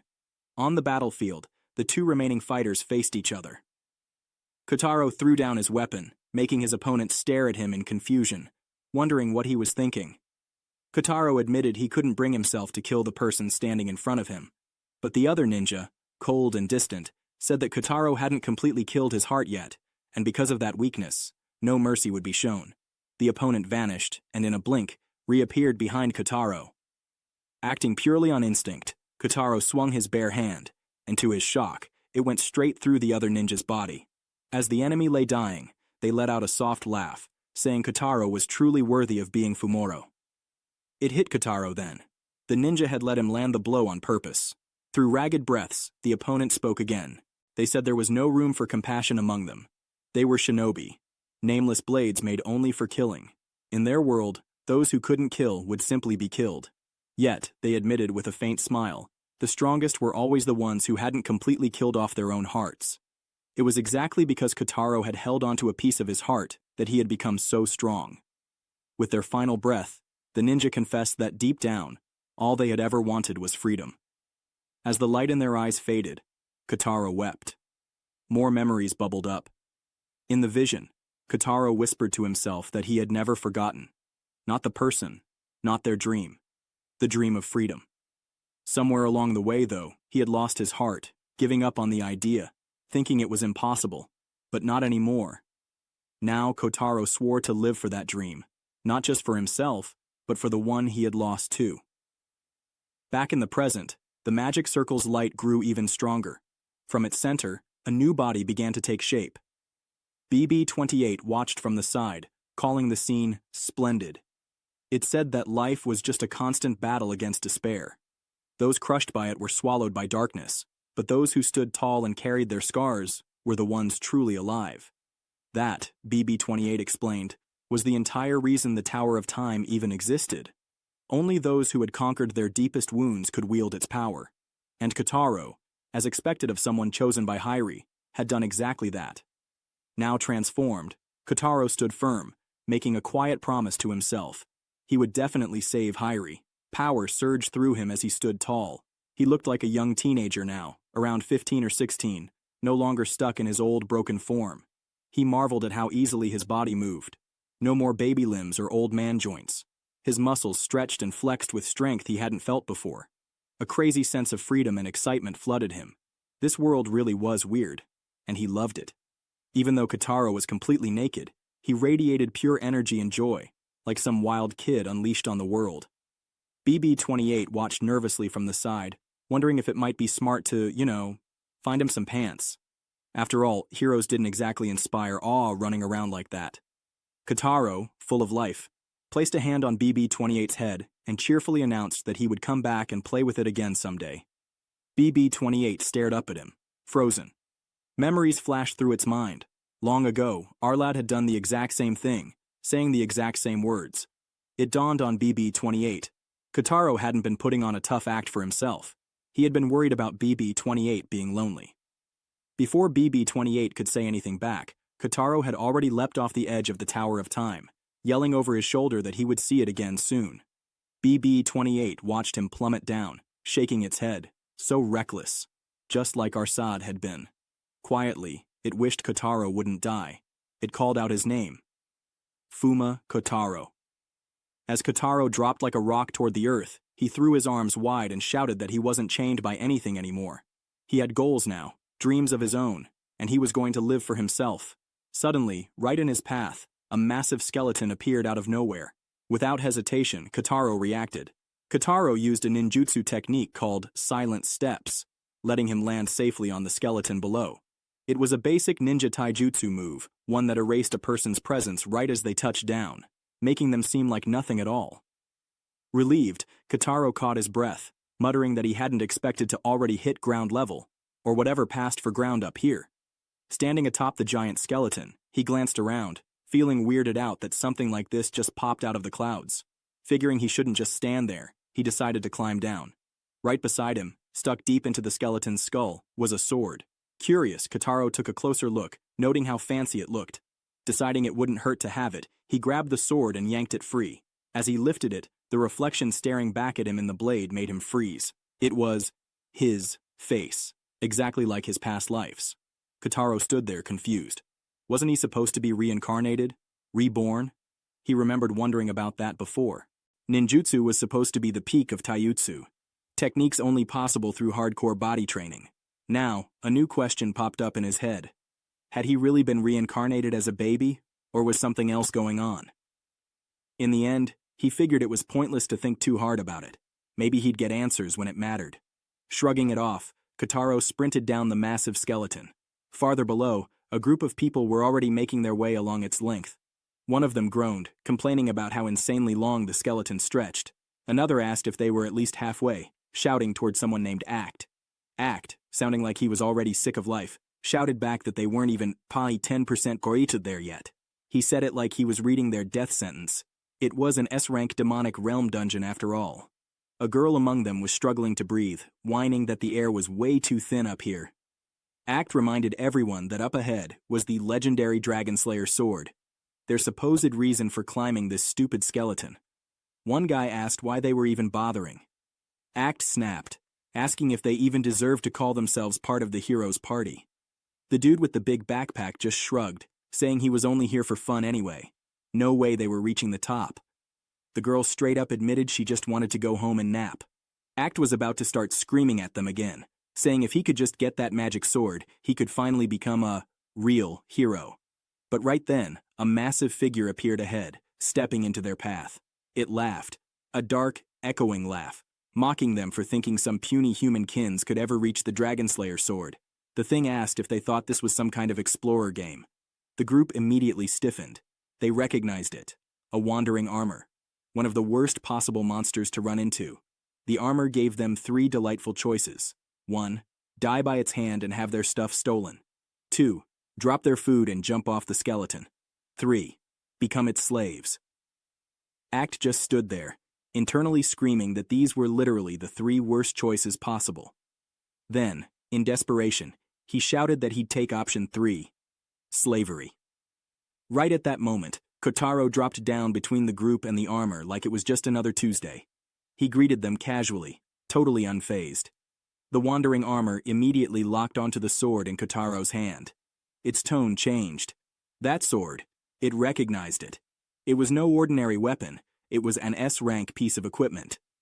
The legendary dragon killer, the Daiwa, Dragon Slayer. Sword. A terrifying magic weapon created specifically to slay dragons.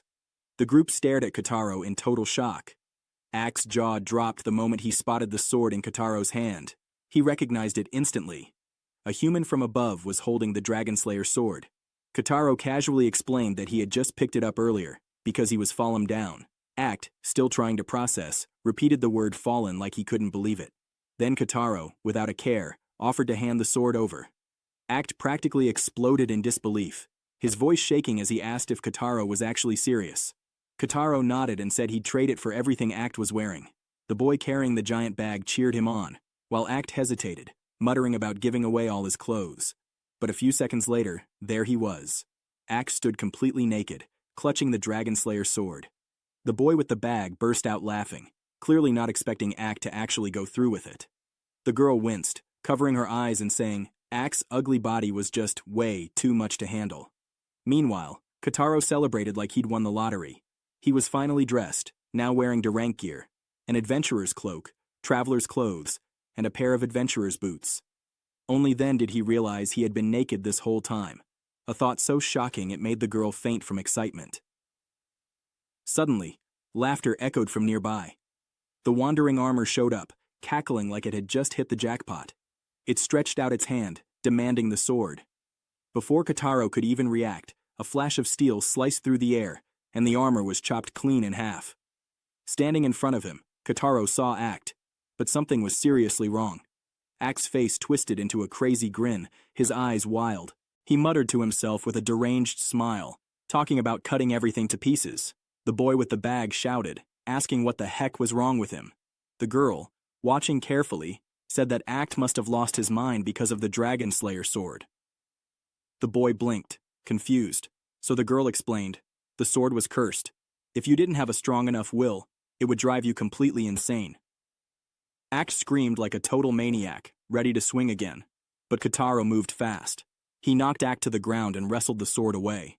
The moment the sword left his hands, Act's crazed eyes slowly turned back to normal. Kotarou noted that if the sword truly caused madness and brought disaster, it would be better if he were the one to keep it.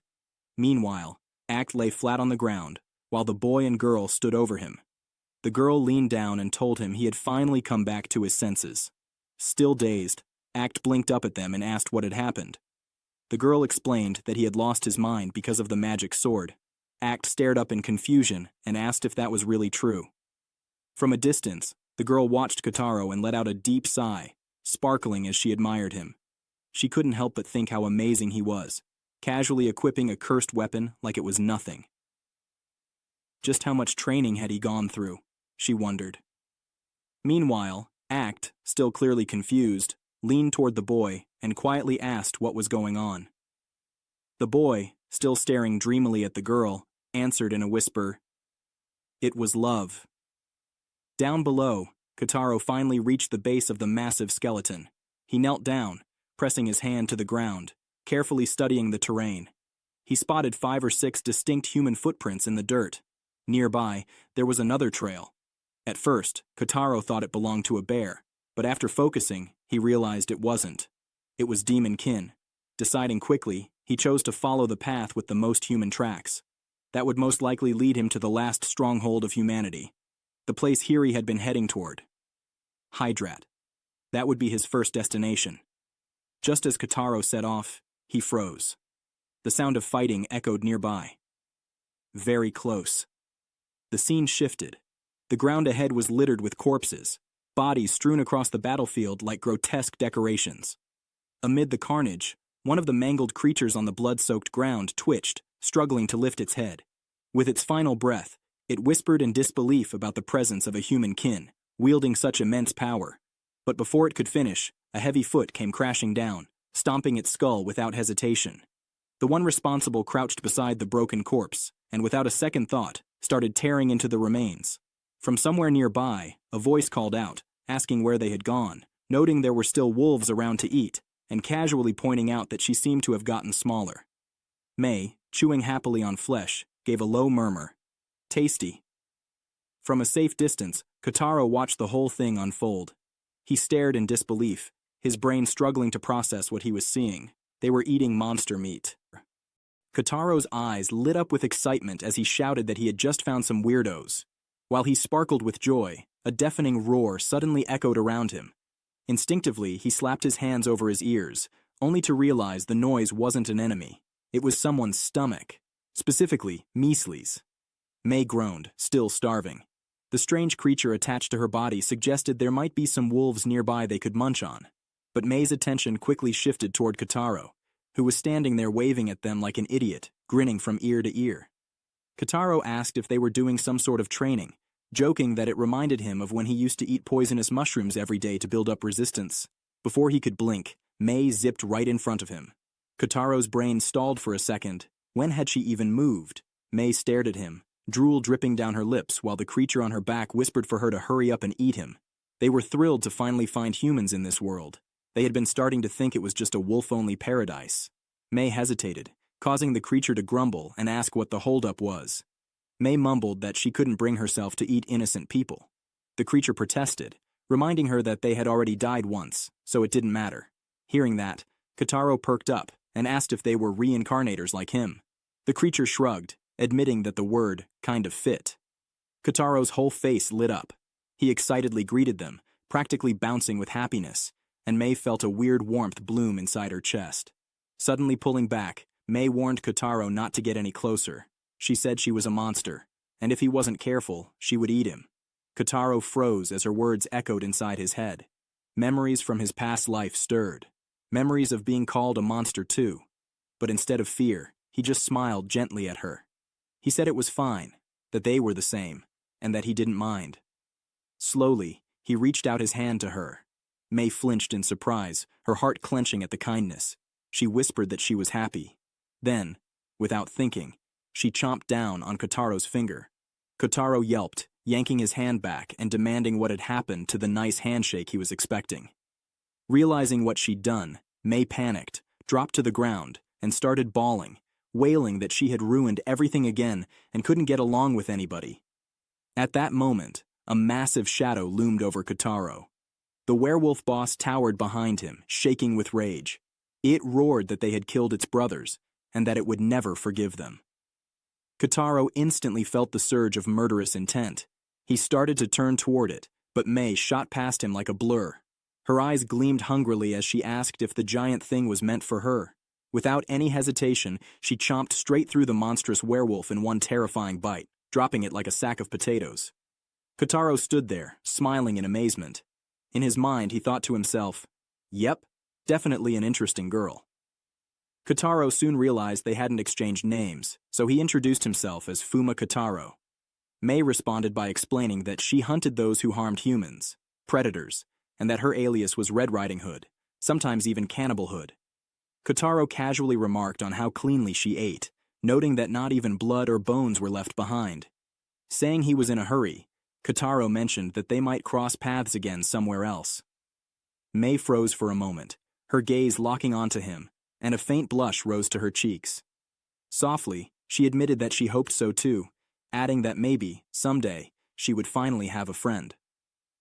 As she spoke, memories of the friends she had lost flickered painfully through her mind. The creature attached to her side muttered that it was probably useless anyway, since they would likely end up eating any new friends again. With a heavy, resigned farewell, May turned away and left. Far to the east, near the Warlord Mountains and close to Hydrat, the scene shifted. At the shattered wall of El Dorado City, the silhouettes of Arslan, Hyri, and Miria stood silently. Below them, a man screamed in terror, begging not to be killed. His voice shook with panic as he took in the devastation before him. El Dorado's once mighty walls had been completely destroyed, the proud city reduced to lifeless ruins. Struggling to comprehend the carnage, the man questioned aloud why the former heroes, those once hailed as humanity's saviors, could commit something so unthinkable. Meanwhile, Kotarou stood alone at the edge of a cliff, observing the barren landscape stretching before him. He quietly noted the vast number of humans who had disappeared, the collapsed towns, and the massive craters scarring the earth. Questions swirled in his mind about what could have caused such destruction. Sharpening his senses, Kotarou scanned the area until he picked up faint cries for help. Someone was being attacked by demons. Realizing that demon-kin were still prowling the region and that humans were being slaughtered, he concluded that a powerful demon must have passed through. Behind him, Mei nervously peeked out from hiding. Despite the enormous distance he had traveled, over 1,500 kilometers, she had somehow kept up. Aware of her presence, Kotarou wondered how she had managed it.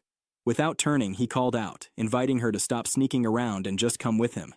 Mei panicked, overwhelmed with uncertainty now that she had been noticed. The creature on her body teasingly urged her to just admit she wanted to be friends.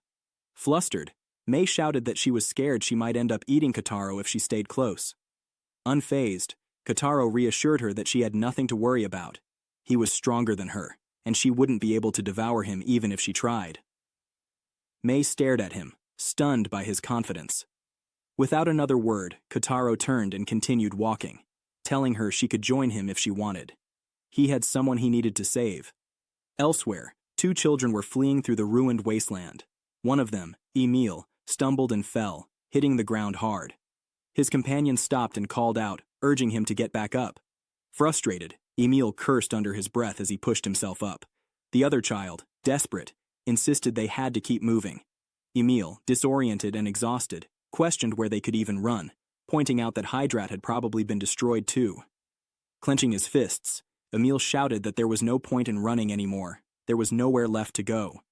Steeling his heart, he declared that if escape was impossible, then he would stand and fight, even if it meant fighting against the overwhelming power of the demon-kin. Suddenly, a 3-headed demon appeared before them. As it approached, each of its heads expressed rage and annoyance, complaining about being assigned to garbage disposal duty and grumbling over how newcomers had risen through the ranks.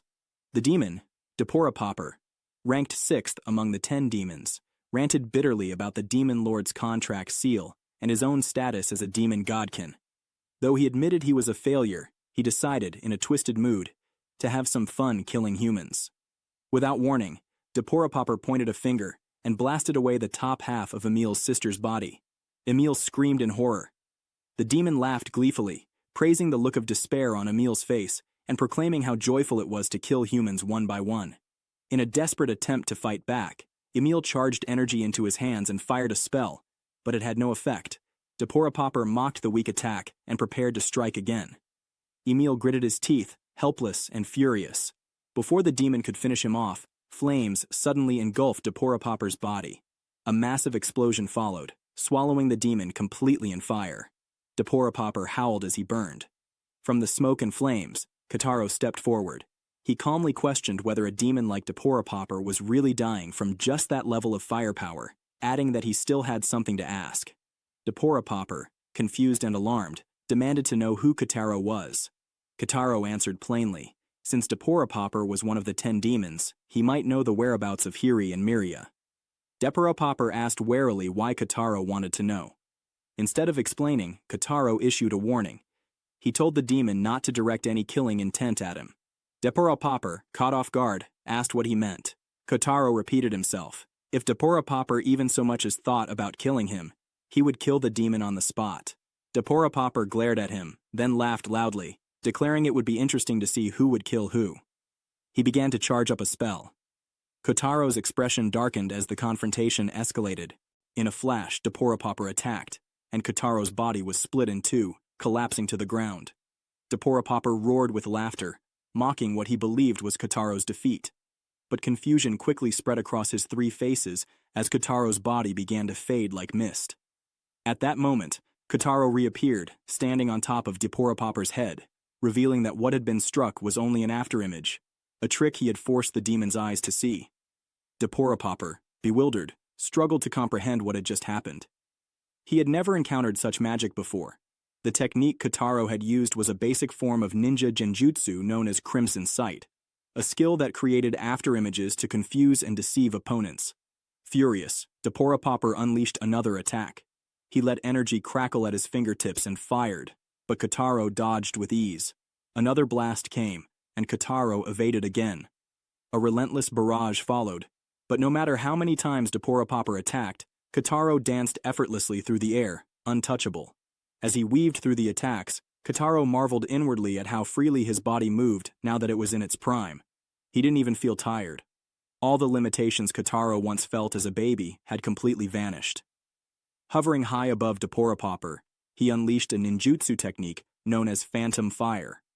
A colossal pillar of flames burst forth, engulfing everything in its path and scorching Deporapopper's body without mercy. As the flames gradually died down, Kotarou turned away, brushing off the battle as a pointless distraction. He reminded himself that he needed to keep moving, yet even as his body disintegrated, Deporapopper's voice carried through the air. He revealed something unexpected.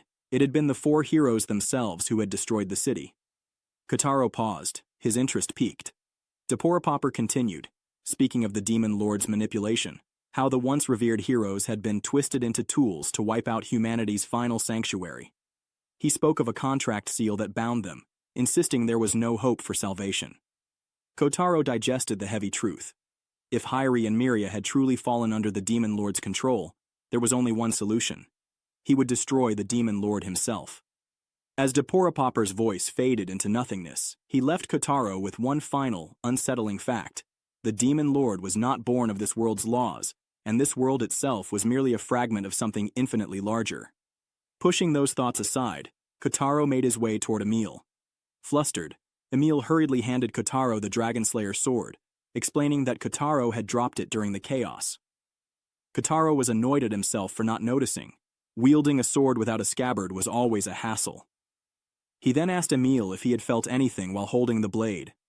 Emil hesitated, glancing down at the weapon, before confessing his deep desire to grow stronger, his regret for failing to protect his sister weighing heavily on him. Kotarou studied him for a moment before offering the sword to him. Emil's eyes widened in disbelief, asking if Kotarou was truly serious. Before Kotarou could answer, the ground beneath them began to tremble violently. Startled, Kotarou looked around while Emil, recognizing the signs, warned him in panic. It was happening again. They looked to the skies just as a massive meteor came hurtling downward. Emil cried out in terror as the flaming rock grew nearer. Confused, Kotarou demanded to know what it was. Emil hurriedly explained that it was the same catastrophic event that had annihilated El Dorado in an instant. This time, it was headed straight for Hydrat. He called it Meteorag, a grand spell that only the great sage could cast. As the meteor tore through the heavens, only one name surfaced in Kotarou's mind: Hyrie. Meanwhile, in the royal capital of Hydrat, the last bastion of humanity, flames consumed the city. Goblins rampaged through the streets, howling with manic glee as they delighted in the devastation. Amidst the collapsing structures and raging fires, Hydrat's soldiers fought desperately to restore order. One shouted commands, urging others to secure the gate and leave the wounded behind for now. The priority was regaining control of the city. In the chaos, a soldier clung tightly to a small child who wailed for their father. Trapped beneath fallen debris, the man, the child's father, struggled helplessly. Breaking free from the soldier's grasp, the child sprinted toward the wreckage, throwing themselves into their father's arms, just as goblins closed in, weapons gleaming with murderous intent. The father, pinned and powerless, gazed at the approaching monsters, despair filling his eyes. In that moment, he questioned whether this truly was the end, and whether the demon kin had come to deliver humanity's final death blow. But then something unexpected caught Kotarou's attention, a blazing object falling fast from the sky. Confused and on edge, he stared at the meteor speeding toward the already wrecked city. Far from the capital, Kotarou sprinted toward Hydra, his eyes locked on the incoming meteor. Realizing he wouldn't make it at his current speed, he activated a high-level ninjutsu. Lightning speed. By focusing the bioelectricity inside his body into his legs, he triggered a massive surge, blasting himself forward with explosive force. Kotarou shot across the landscape at blinding speed, clearing the city walls in one leap and wiping out the goblins roaming the streets without even slowing down. He skidded to a halt right in front of the father and child, standing silently among the wreckage and fallen enemies. The father, still trapped under heavy debris, could only stare in shock. The goblins had been wiped out in a flash, and he struggled to even process what had just happened. Trying to focus on the bigger problem, he shouted at Kotarou to warn everyone and escape before the meteor hit. But Kotarou said nothing. Instead, He stepped forward and calmly placed his hand on the giant chunk of stone pinning the man down. The father, disbelief written all over his face, insisted that the rock was impossible to lift, that it would take more than 10 men. But Kotarou, without a word, casually hoisted it up with one hand, leaving both father and child frozen in shock. As he looked down at them, Kotarou thought about why he had come. He had meant to save Hairi, but somewhere along the way, without realizing it, he had started fighting for the city itself. Hairi had changed him more than he had ever expected. Without a second of hesitation, Kotarou charged up another high-level ninjutsu, lightning charge. Channeling raw bioelectricity into the giant rock, he hurled it straight into the sky. It rocketed upward, smashing into the descending meteor with a blinding explosion that lit up the ruined city and completely obliterated the threat. When the light finally faded and silence returned, Kotarou stood still. In that quiet moment, he realized something deep. He wasn't alone anymore. The father, overwhelmed by everything he had witnessed, whispered in awe that a true hero had finally arrived. If you've made it this far, please step forward and press the button.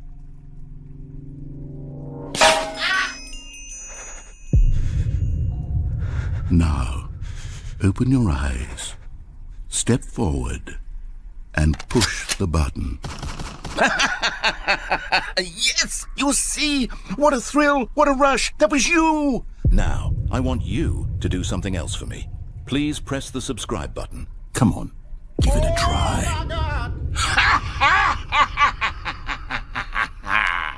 Can you feel it? The glow of comfort, even in the face of crushing despair, must already be sweeping through your body. And in fact, can I say that I do believe commenting "let him cook" will lend you an air of charisma as well? Meanwhile, at the top of Hydra's wall, a hooded figure appeared, raising a hand to cast another devastating spell. Meteorag, the meteor swarm.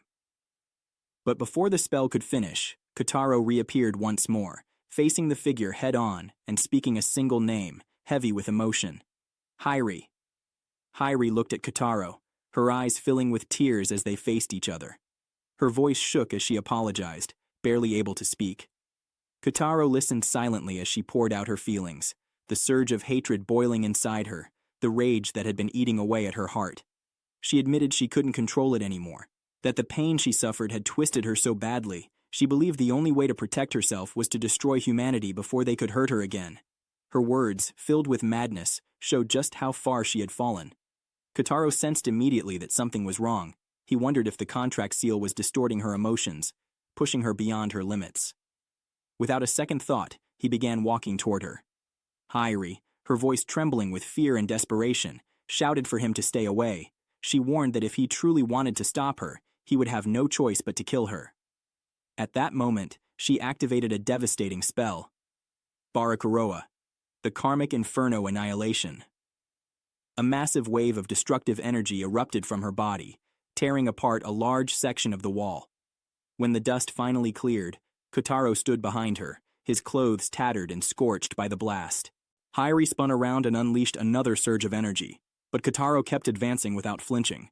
Step by step, he drew closer, his expression calm and resolute.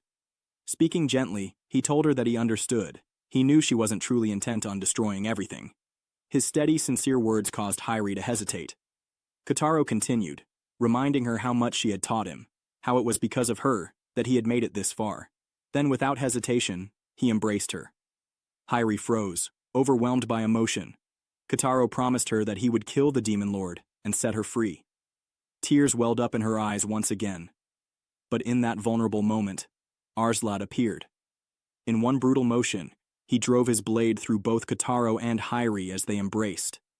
Blood burst from the wound, and Kotarou coughed up blood from the force of the strike. Arslan watched Kotarou carefully, remarking with a knowing tone that Kotarou was clearly not an ordinary human. Hairi, still clinging to Kotarou, was paralyzed with fear for him. Then another figure emerged from the distance. It was Miria. As she approached, Kotarou's face darkened, realizing how grave the situation had become. Instantly, he activated a ninjutsu technique called Finger Sever, launching an attack toward Arslan. However, Arslan had already vanished. Kotarou quickly realized he had been thrown off, not just by Arslad's speed, but by the absence of any killing intent. Standing behind him once more, Arslad observed coldly that even with such a severe injury, Kotarou could still move. Further proof he wasn't an ordinary human. Shifting his gaze toward Hyri, Arslad casually asked if he was the baby she had encountered in the past. In response, Hyri swiftly cast a full stamina recovery spell, healing the wound in her stomach. Arslad seemed indifferent, stating that it made no difference. He intended to wipe out all humans present regardless. Without warning, Miria dashed at Kotarou, swinging at him fiercely. But to her shock, Kotarou had already vanished, retreating far beyond the walls. As he moved away, Kotarou reflected grimly on how complicated the situation was becoming. Once again, he noted the eerie absence of killing intent. It was as if he were fighting lifeless dolls. Closing his eyes, he focused on steadying his breath and slowing his bleeding. Then, using ninjutsu, regeneration, he activated a technique that sped up his metabolism to rapidly heal injuries and illnesses. His stomach wound closed up completely. Before Kotarou could even fully recover, Arslad appeared behind him again, his voice laced with curiosity as he questioned what sort of magic Kotarou was using. Describing the techniques as eerie, Kotarou explained that what he used wasn't magic or some kind of miracle. It was the result of extreme training and abandoning one's identity, a mastery achieved only by those who didn't lose their minds. However, Arslad disagreed. He told Kotarou that the reason he had mastered ninjutsu was because he believed in himself and had something worth fighting for, comparing it to magic. As Arslad spoke, memories flashed through Kotarou's mind, memories of the ninja he had once faced to earn his name. Considering Arslad's words, Kotarou admitted that maybe he was right, but even so, he said his only goal now was to save Hyri, and warned that if Arslad got in his way, he would kill him without hesitation. Arslad, unfazed, reacted to Kotarou's resolve by urging him to come at him. As he spoke, he cast a spell that doubled his attack power, charging up for battle. Kotarou responded by activating a ninjutsu called Phantom Fire, engulfing his body in roaring flames. Without wasting a moment, the two of them dashed toward each other, colliding in mid-air and exchanging blows in a fierce stalemate. As they fought, Arslad commented on the mysterious nature of ninjutsu. He pointed out that it involved no magic power, no chanting, and yet it worked, suggesting that perhaps both magic and ninjutsu, as expressions of human potential, shared the same origin. Suddenly, before Kotarou could react, Maria slashed through him, appearing like a phantom. She coldly declared that there was no way he could win and urged him to give up. Immediately after, a massive ball of energy slammed into Kotarou, sending him crashing into the ground. It came from Hyri, who, even as she attacked, apologized softly. When the dust settled, Kotarou lay still, reflecting on what had just happened. None of them, not Hyri, not Maria, not even Arslad, were attacking him with true killing intent. They spoke of killing him, shouted hatred at him, but deep down, not a single one truly wanted him dead. Kotarou realized that perhaps they were resisting the Demon Lord's contract seal, attacking him on the outside while secretly hoping he would kill them. Torn by this realization, Kotarou hesitated, struggling internally with what he should do. Before he could act, Arslad appeared behind him, ready to strike. He unleashed an attack called Demon Light Sword. Kotarou immediately retaliated, blasting back with his phantom fire. Their powers collided violently, tearing through the ground with overwhelming force. Arslad, feeling pure joy deep inside, smiled as he fought. He was overwhelmed with happiness, the kind he hadn't felt in years. In that moment, he admitted to himself what he had always known. He had been waiting for someone strong enough to kill him. A flash of memory surfaced. Years ago, after the heroes had defeated the Demon Lord, they were celebrated and paraded through the cities. But time passed. One day, Arslad bumped into a man on the street who cursed him and told him to get out of the way. People nearby muttered in disgust, calling him filthy, unpleasant. A child even asked their mother if he was a beggar. The fame of the heroes had long since faded into nothing. Even back then, Arslad had kept watching the world, convinced that sooner or later, another threat would rise. In the murmuring crowd, someone spoke about a monster sighted on the western continent. Arslad had reaffirmed his belief. Protecting the world was his duty. It was what he had been taught from the very beginning. The memory faded, and the scene shifted to Arslad, kneeling in defeat before the Demon King Jura. The contract seal had been etched into his body, and Jura's chilling voice echoed in his mind, urging him to slaughter the humans, and reminding him he had only ever been a pawn. Another memory surfaced, this time from Arslad's childhood. He recalled how the villagers had showered him with praise, calling him extraordinary, and pushing him to become their hero, the pride of their home. They had drilled into him the belief that the strong had a duty to protect the weak, repeating the message relentlessly. Back then, Arslad had clung to those words, truly seeing himself as the bravest and the strongest, destined to become a hero. But Jura's voice sliced through those warm memories, poisoning them with doubt, insisting it had all been a lie, that Arslad had only ever been used. Slowly but surely, the contract seal gnawed at his spirit, steering him toward madness. Somewhere deep within, a dark thought began to sprout, a whisper that maybe he should kill the humans who had betrayed him. That poisonous idea festered inside him, leaving him with a profound sense of being unworthy of the title hero. In the present, Arslad, drowning in despair, silently wished for Kotarou to end his life. Hyri, too, cried out inwardly for Kotarou to kill her. Even Miria, without uttering a word, acknowledged that perhaps this boy was capable of ending her. As the group rushed toward him, Kotarou's mind spun. Without knowing the Demon Lord's exact location, he wondered if the only way to save them was through death. He questioned if there was truly no other path, if killing them was the only way to free them. Steeling himself, Kotarou activated a forbidden ninjutsu. Shaka, Scorching Transformation. One of Fuuma's 12 taboo arts. An immense explosion of fire erupted outward, tearing through everything nearby. This advanced technique forced an excessive surge of sebum from the body, triggering a devastating blast from the mouth, and while it obliterated everything within several hundred meters, it also placed a tremendous burden on the user. As the flames began to fade, Kotarou saw Hyri and Miria lying unconscious on the scorched ground. Suddenly, a spectral image of Demon Lord Jura materialized above them, scoffing at their weakness and commanding them to vanish. The contract seal around their necks tightened mercilessly. Seeing Hyri writhing in pain, Kotarou cried out to her. Despite her agony, Hyri, her voice weak, managed to express her gratitude to Kotarou for trying to save them. Panic filled Kotarou's mind as he desperately searched for a way to break the seal. He remembered Arslad's earlier words, how ninjutsu, though different from magic, might share its roots. His thoughts then raced to the spell Hyri had once used on Elva to sever a contract seal. Seizing upon that memory, Kotarou began preparing a new technique, freezing sacred stigmata. Magic was an ancient form of magic, dating back to the era when humanity and demonkind had once fought against the gods. It involved materializing the thinking within the body and channeling it outward to produce miraculous phenomena. As Kotarou recited the incantation, the surrounding energy gathered, growing denser until it burst outward in a brilliant wave, racing toward Hyri and the others. Hyri, her mind whirling, stared in awe as the overwhelming light engulfed them. Hyri had wondered if it was the ancient freezing sacred stigmata spell, struggling to believe that Kotarou had actually been the one to pull it off. As the contract seal faded from her neck, she realized it wasn't just any spell.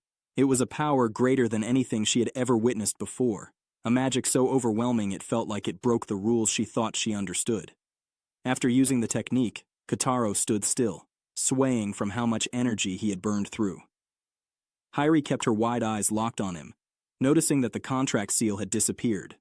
When she saw him start to fall, she dashed forward and caught him in her arms, hugging him tightly out of sheer gratitude for saving her. Kotarou, still catching his breath, let out a soft laugh and, with a smile, told her that it looked like she had finally come back to her senses. He explained that he had tried the technique without thinking too hard about it, just copying something Hyri had once done to a fairy. Hearing this, Hyri, still amazed, admitted she had never seen magic like that before. In her heart, she believed it had to be Kotarou's unique ninjutsu mixing with magic itself, creating something entirely new. Kotarou, tilting his head, repeated the idea out loud, wondering if combining ninjutsu and magic was actually possible. Meanwhile, Miria noticed that the contract seal had disappeared from her as well. She jumped up in excitement, shouting that she didn't feel any rage toward humans anymore. Overjoyed, she started praising Kotarou's strength, announcing that she was officially making him the war chief of Hydret. Kotarou, grinning mischievously, decided to start playing with her ears again without warning. Embarrassed beyond belief, Miria turned red inside. Flustered, she smacked Kotarou hard across the face, calling him a damn pervert and yelling at him for where he had been grabbing. Off to the side, Arslan silently watched everything happen, his body slowly beginning to fade away. Deep in thought, he placed his hopes in Kotarou, Hiri, and Miria. He believed that, under Kotarou's lead, they might even surpass the Demon Lord, maybe even the Demon Godkin themselves. Though a part of him still regretted failing to fulfill his own duty as a hero, he felt comforted by the thought that they might succeed where he had fallen short. Hiri then stepped up to Arslan's fading form. She kissed him gently on the forehead, praising him for everything he had done and calling him a splendid hero. She told him to rest well. As Arslan's consciousness slipped away, his mind drifted back to the days he had spent with his fellow heroes. His last wish before vanishing completely was simple: for the world to finally find eternal peace. Miria, waving with tears in her eyes, promised they would meet again someday in the afterlife. Kotarou, stepping forward with a fire in his eyes, looked at Hiri and asked her if she could teach him all the magic she knew, since after all, she was the great sage. It didn't take long after returning to the city for the surviving people to surround Kotarou. Rumors quickly spread. Some claimed they had seen him bring the heroes back to their senses. Others insisted they witnessed him obliterate the meteor and wipe out the goblins in the blink of an eye. The crowd began thanking him for saving them, hailing him as their new hero. Kotarou was overwhelmed with emotion. His face turned red. He had never experienced such sincere gratitude before. Hiri stood among the crowd, smiling warmly at him. The kid to whom Kotarou had given the sword looked on with shining eyes, overjoyed, while Miria also watched silently. Even May, who was peeking from behind a wall, and Servain, who briefly appeared before vanishing again, were there. Suddenly, the daughter of the man who had been trapped under the boulder ran up and hugged Kotarou, calling him Big Brother and thanking him for saving her dad. Kotarou looked up and spotted the man alive and well. He smiled faintly, finding the feeling strangely unfamiliar. He had never imagined that someone like him would ever want to protect others. Inwardly, he thanked Hiri, because it was thanks to her that he now wanted to fight for someone other than himself. As the cheers for Kotarou continued to echo through the city, a small dragon-like figure watched from the distance. Meanwhile, elsewhere, angelic beings observed Kotarou with interest. One of them remarked that Kotarou was an intriguing child, marveling at how he had even mastered magic. Another, smiling proudly, reminded the others that Kotarou was the child he had chosen and asked if they didn't find him wonderful. Now, they mused among themselves, the question was simple: who would be the one to kill the demon god, Jura? Jura, filled with rage, had ordered all demons to kill Kotarou. Because Kotarou had saved the 4 heroes, the demon kin had begun to rampage even more violently across the world. Having already lost 5 of the 10 demons, the demon lord now saw the ninja boy as a grave threat. He abandoned all plans to capture Kotarou alive, and instead focused on trying to completely eliminate him. The world was slowly spiraling into unprecedented chaos. 6 months later, in a desolate, ruined land, a lone figure wandered through the devastation. She paused, inwardly noting that this place, too, had been destroyed. Suddenly, a monstrous demon appeared behind her, laughing wickedly at the sight of a survivor. The creature, a revolting hybrid of an orc and a lizard man, muttered gleefully about how it needed to eat more and more to grow stronger.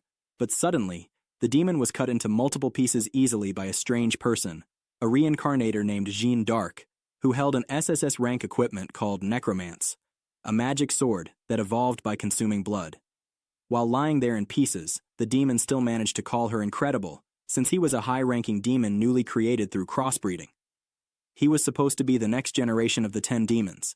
Yet, as he stared at her, he seemed to remember something because of her red hair. He wondered if she could be that brat who was said to have destroyed the Western continent that the 10 demons once ruled. He was about to say that a female like her is a hero, but before he could finish, Jean completely killed him. Afterward, Jean said that even on this continent, she could still hear way too many voices of lament. She asked God if he was telling her to fight again. Meanwhile, while she stood there, a griffin flew high above, silently watching her.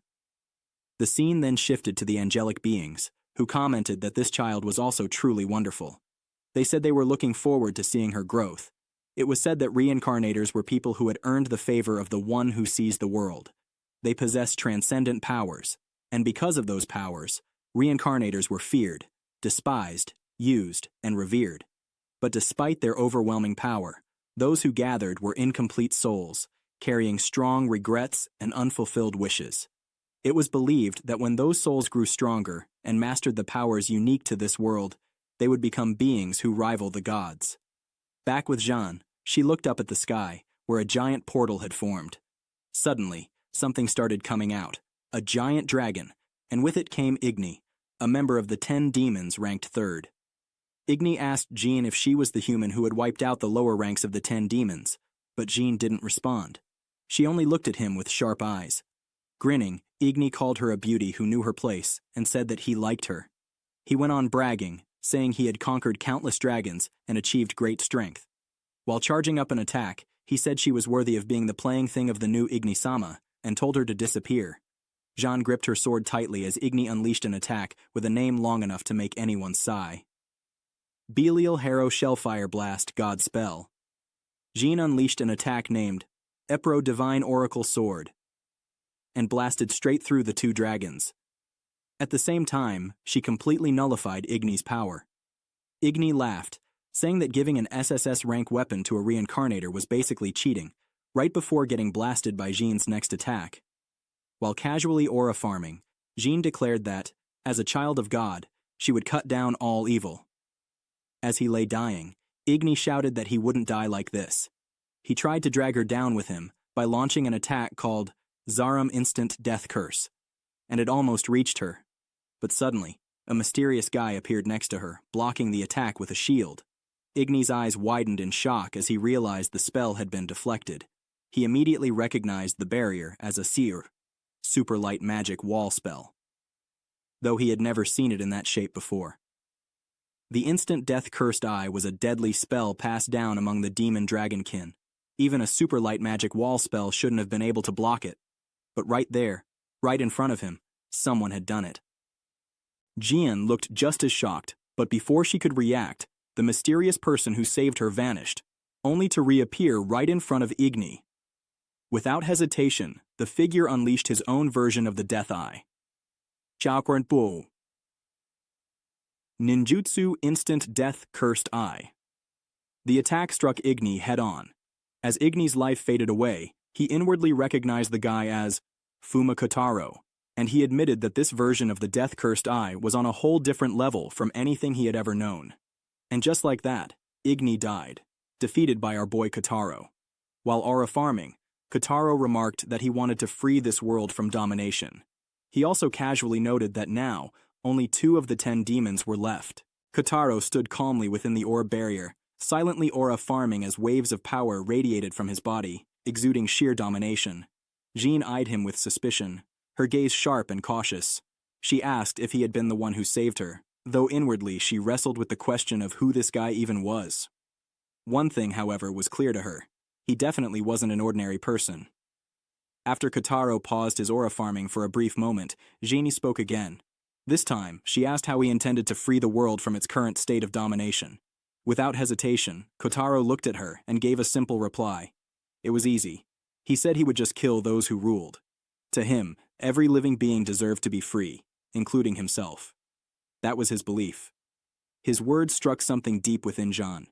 She stared at him silently, but the word freedom clung to her thoughts like a stubborn echo. As a child of God, she'd always had a divine mission, and yet even now, the concept of freedom still felt like some unreachable, dreamlike thing. Kotarou didn't waste time. He cut to the chase and said he could tell she was a reincarnator too. Jeanne didn't respond, but he continued, saying he could tell just by looking at her. He noted that her eyes had crossed the line between life and death many times, maybe even more than his own. Jeanne finally broke her silence, asking what he was talking about. She explained that she was certain she had been summoned to this world to bring judgment upon it, fulfilling her role as a child of God. Then she looked at him and asked if he was claiming to be the same as her. Kotarou shrugged slightly and said he wasn't sure, but then he added, "Yeah, something like that." He went on to explain that he had met several reincarnators in the past. Every one of them had broken past the limits of what it meant to be human. In their own ways, they were all monsters, forces of nature walking around in human shells. He said that reincarnators had appeared all across different regions and places, each pulled into this world by some unknown will. Maybe even the demon lord had been brought here the same way. He wondered aloud if they were all under the control, or observation, of something greater. Hearing that, Jean asked if he was suggesting that this greater existence was God. Kotarou casually replied, "Maybe," and then added that if such a being did exist, whether it was a god or a Buddha, he wouldn't forgive anyone who ruled over others. The scene then shifted far away, possibly to another galaxy, or even outside the bounds of the universe itself. This place was described only as the ends of the world. In that distant realm, a silhouette could be seen sitting calmly in the vast emptiness. In front of that mysterious figure stood a slime, wiggling with excitement. The slime beamed with joy and declared how happy he was to have finally found this person. He said he'd been dying to meet him, and that there was something he absolutely needed to ask. Y'all might have forgotten, but that slime was Juma, a member of the 10 demons and ranked number 1. The mysterious person he was speaking to didn't answer at first, but after a few seconds, he told Juma to move aside. He said he had no interest in this anymore. That person was none other than the first reincarnator of the world, fuuma kotarou. The two of them stood in a gigantic wasteland at the ends of the world, looking like tiny dots in the vastness around them. Juma called Kotarou cold for not being interested in him, the so-called strongest of the 10 demons. Then he shrugged and said, "Oh well," claiming to know someone super strong and asking Kotarou to fight them instead. But the second Kotarou heard that, he gave Juma a deadly glare that looked like it scared the absolute shit out of him. Kotarou calmly asked if that was supposed to be an order, and followed it up by saying that a mere piece of trash had no right to order him around. Juma quickly apologized and turned around like he was leaving, but then giggled, admitting that Kotarou's killing intent was impressive. He suddenly turned back with anger, yelling that as the top dog of the demons, the strongest among the demon kin, he wouldn't back down. He then created the strongest spells of the 4 attributes at once, fusing them into a massive ultimate spell. Kotarou just stood there, eyes blank, completely unbothered even as Juma launched the attack, something he proudly called the explosion spell, Grand Magic Ray. It blasted through the battlefield, causing beams of light to erupt in every direction. All that destruction came from one smug little slime, who was now laughing his ass off, thinking he had blown Kotarou away. He even shouted that it served him right. But suddenly, a shadowy figure blitzed past him. Juma's eyes widened in pure disbelief. In that moment, he got sliced by Kotarou, who had only used one finger. Then, after another simple finger movement, Juma's body was chopped into multiple pieces. While Juma stood there, completely flabbergasted, Kotarou spoke with effortless calm. He casually listed off fire release, water release, wind release, lightning release, saying he knew them all like the back of his hand. In his opinion, magic was boring. He claimed it could never compare to what ninjas had achieved through ninjutsu, and without holding back, he flat out called magic users pieces of trash. He didn't stop there. Kotarou continued by mocking the flames Juma had used, saying they weren't hot, weren't cold, and didn't even leave behind a numb sensation. They were, in his words, completely unimpressive. Somehow Juma was still alive after the initial beatdown, but now his veins bulged with sheer rage. Fueled by that anger, he activated a technique, duplicating himself several times. With fury in his voice, he shouted that, now, he was really mad. The technique, he claimed, was a unique skill called infinite multiplication. Surrounded by dozens of his own clones, he dared Kotarou to kill him if he could. He boasted that every version of himself would chant the ultimate spell at the same time. In his mind, Kotarou wouldn't be able to do anything to stop it. But his expectations were, quite literally, sliced apart. In a flash, his body began splitting open again. Not just the original. Every single clone was completely and utterly annihilated by sharp, slicing gusts of wind. This time, Kotarou hadn't even drawn a weapon. Instead, he simply extended both his fingers, one from each hand, and activated a technique known as ninjutsu, Kazagtuma, Wind Demon Frenzy. Wind slashes erupted violently in every direction. With a menacing stare, Kotarou looked down on what remained of Juma and told him he was weak. Then he muttered in frustration, asking if there really wasn't anyone in this world strong enough to make his blood and flesh dance. This was Kotarou, the original, the first fuuma Kotarou. He wasn't just any warrior. He was the creator of all fuuma-style ninjutsu, the founder of the Fuuma clan itself. Every technique that came after? Just knockoffs. He was the origin, the one who crafted the very foundation of ninjutsu. With the supernatural powers he had mastered, he could destroy anyone on the battlefield.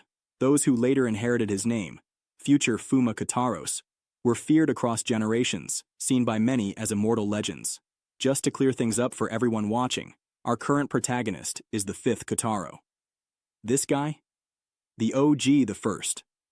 For simplicity's sake, he'd be referred to as Kotarou, with a U at the end, while the main character would stick with just Kotarou. Back on the battlefield, the demon lord, Jura, and the second ranked of the 10 demons, Zenova, arrived at the site where Kotarou had just finished obliterating the slime. Kotarou immediately recognized Jura as one of the demon god kin, but only scoffed, dismissing him as a mere imitation of a real god. Meanwhile, the scene shifted to Jin and Kotarou, the protagonist. Kotarou had sensed the magical pressure and violent energy released during the fight between Kotarou and the slime. Turning toward Jean, he asked if she had felt it too. She didn't reply, choosing silence, but her expression said enough. Inwardly, Kotarou's thoughts churned. The presence he had felt wasn't normal. It was something far more terrifying. The killing intent in the air had been so strong, it gave him chills. He couldn't help but wonder who or what could cause something like that. Without wasting time, Kotarou activated a magic circle beneath his feet and said he could sense demon kin nearby. He asked Jean if she was coming with him. Still hugging her sword tightly, Jean looked at Kotarou with emotionless eyes. Then she remembered what he had said before, that whether it was a god or Buddha, he wouldn't forgive anyone who ruled over others. She softly repeated, "A world without domination." And then, inwardly, she admitted something. As a child of God, she had always lived according to divine will, even in this world. Freedom, such a dreamlike thing, felt impossible. So, she told Kotarou she couldn't go with him, and just before he vanished, she added that the next time they met, they might even be enemies. He responded with a simple, "Is that so?" Jean nodded and said she still wanted to thank him for saving her and promised to repay the debt one day. Kotarou grinned, and that grin slowly widened into a full-on smile as he replied, "Yeah? Until then, don't die." With that, he used ninjutsu teleportation and disappeared from where he stood, leaving Jean alone, still lost in thought about freedom. Kotarou's teleportation took him to a place completely unfamiliar. As he looked ahead, he saw magical auras colliding. 2 people were fighting. One of them was Kotarou, and the other was number 2 ranked demon. Number 2 was charging up a ridiculous amount of energy into his massive sword and launched an attack called Magic Light Chain Swords. Kotarou countered by using his signature move, Wind Demon Frenzy, still casually using just 2 fingers to block the attack. Nearby, Kotarou watched the fight and immediately recognized that the man was using ninjutsu. Meanwhile, Jura giggled to himself and muttered that Kotarou's powers were even greater than the rumors said. He added that the dark emotions sleeping inside him, unreal levels of anger and hatred, were perfectly fitting for a demon kin. Jura was fully ready to turn Kotarou into his puppet. At that moment, number 2 suddenly appeared behind Kotarou and swung his gigantic sword down at him.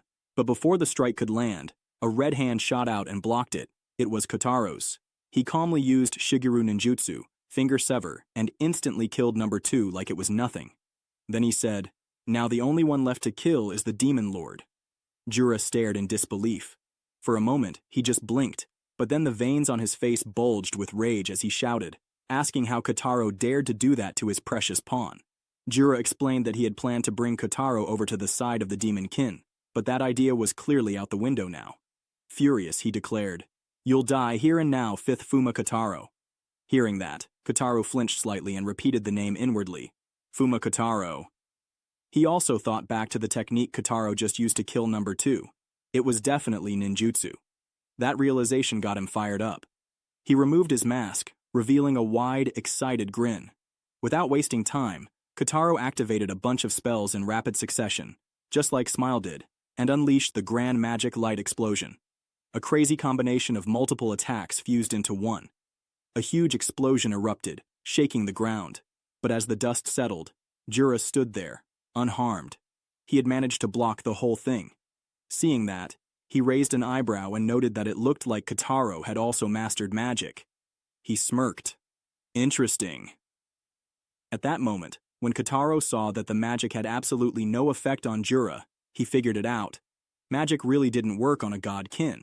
He said he was glad he got to test that theory out. Jura looked at him, his anger evolving to the next level, while Kotarou stood there with a wide smile on his face, like he was having the time of his life.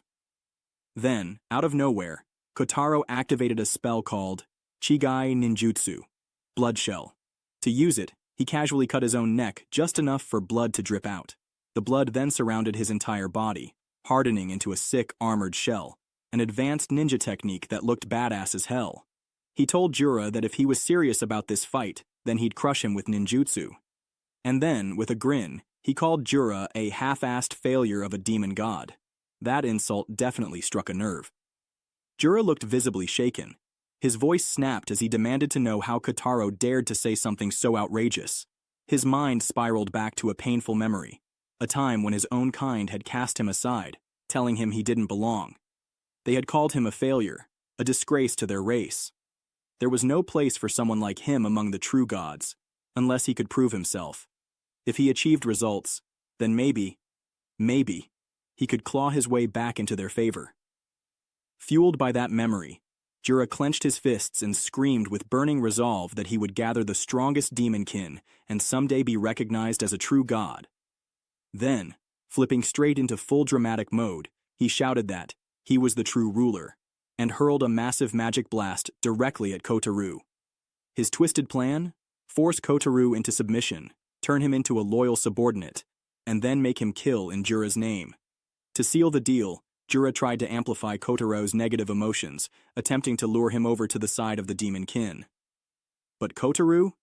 He didn't give a single damn. And why would he?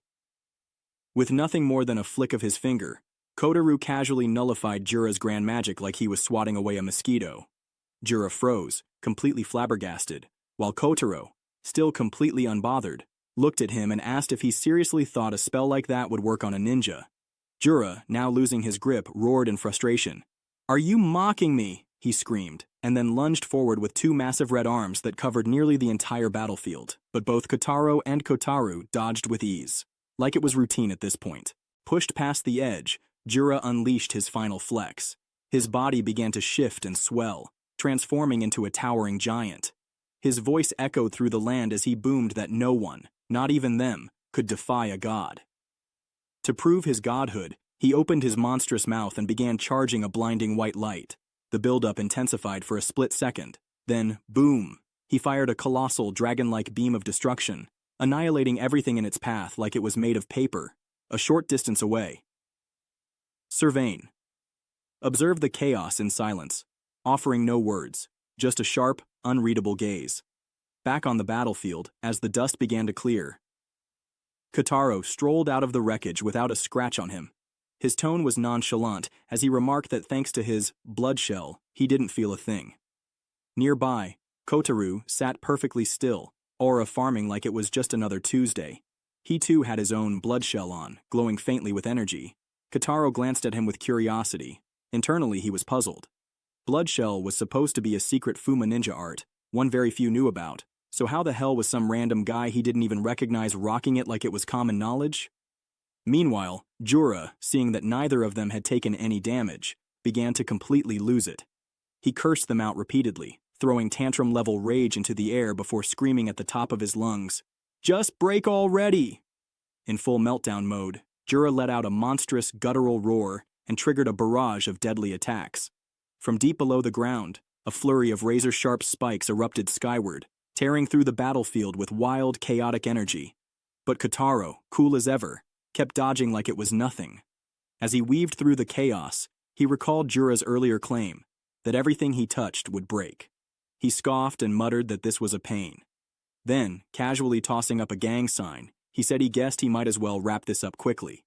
But before Kotarou could make a move, a massive chunk of Jura's flesh suddenly slammed into him, and in a horrifying instant, his body appeared to disintegrate into ash. However, it was all a deception. What Jura had hit was merely an afterimage. The real Kotarou had already vanished, having activated a swift ninjutsu technique known as himizu, immediately followed by another called Raikou. With blinding speed, he effortlessly dodged every incoming attack, zipping through the air like a streak of lightning. Jura stood frozen, watching the impossible unfold before him. His mind reeled in disbelief. He muttered to himself, questioning how someone wielding divine power could still be outmatched. Desperation laced his voice as he shouted, demanding to know, "What even are you?" Kotarou, completely unbothered, turned to face him with a smirk and replied coolly, "Who am I?" "You already know. I'm him, Fuuma Kotarou, a human." Jura roared back in frustration. As expected of the chosen one, is that it? But his rage soon gave way to bitterness. His voice dropped as he muttered that in the end, they were both just playthings, mere toys of the gods. Fueled by fury, Jura launched another attack, shouting wildly, but Kotarou didn't flinch. Instead, he activated one of the deadliest techniques in the Fuuma arsenal, the 12 Forbidden Arts, Fuumadan. To anyone watching, it looked like Kotarou had simply flicked Jura with his finger. But the moment the flick connected, the entire battlefield shook. Jura's colossal form was utterly obliterated in an instant. Where he once stood, there was now a massive crater. That flick, deceptively casual, had unleashed the strongest wind-release ninjutsu, compressed vacuum pressure so dense and sharp that it tore through the ground like a drill, boring a hole straight into another realm. As Kotarou began falling through the enormous crater, Jura, still clinging to life, plummeted beside him. While tumbling downward, Jura screamed in rage, declaring that what Kotarou had done was unforgivable. His voice echoed with venom as he swore vengeance, vowing to kill him right there and then. They crash-landed deep beneath the surface in a strange and eerie realm made entirely of bones. As the dust settled, Kotarou looked over at Jura with a scowl and muttered, "Persistent bastard." But before he could say more, Jura's form twisted grotesquely, his flesh warped and reshaped, transforming him into a gray-skinned demon with a single glaring eye and curved horns jutting from his head. He looked utterly monstrous now, something out of a nightmare. Then Jura raised his hand and spoke a single word. "Kneel." The moment the word reached Kotarou's ears, his body slammed into the ground without warning. He lay there stunned, unable to move, completely caught off guard. Jura looked down at him, a twisted grin forming across his monstrous face. He asked mockingly if Kotarou was confused, then sneered and told him to tremble before the power of a god. He explained, with pride and menace, that every word he spoke became reality. This, Jura proclaimed, was the unique and terrifying ability of the god Kin. Verbal reality. Jura burst into laughter, fully confident in his own power. He boldly declared that Kotarou should tremble in fear, claiming that Kotarou's life was completely in his hands and that he could kill him whenever he pleased. But as he finished speaking, blood suddenly trickled from his mouth, something Kotarou immediately noticed. Ignoring it, Jura shouted again, commanding Kotarou to approach death, to be consumed by poison, and to writhe in agony. "Those are the orders," he roared, as his next attack struck Kotarou directly. This time, the impact wasn't small. Kotarou coughed up blood and collapsed to the ground, visibly in pain. Jura, starting to fade like a glitchy ghost, kept laughing maniacally. He claimed he would finish Kotarou off with the next attack, but also admitted something important. His own body could only handle one more move. Kotarou, still lying on the ground, looked up and said calmly, "You really are a failure." That single line made Jura snap. Enraged, he screamed for Kotarou to die. But just as Jura's speech-based power was about to take effect, Kotarou interrupted him. "Shut up," Kotarou said coldly. And just like that, Jura's mouth forcefully slammed shut, as if an invisible hand had sealed it.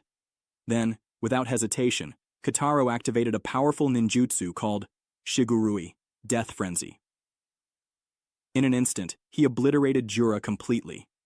Shigurui, Death Frenzy, was no ordinary move. It was an advanced ninja technique that pushed the body far beyond its limits, flooding it with adrenaline to massively boost physical abilities in a short burst of time.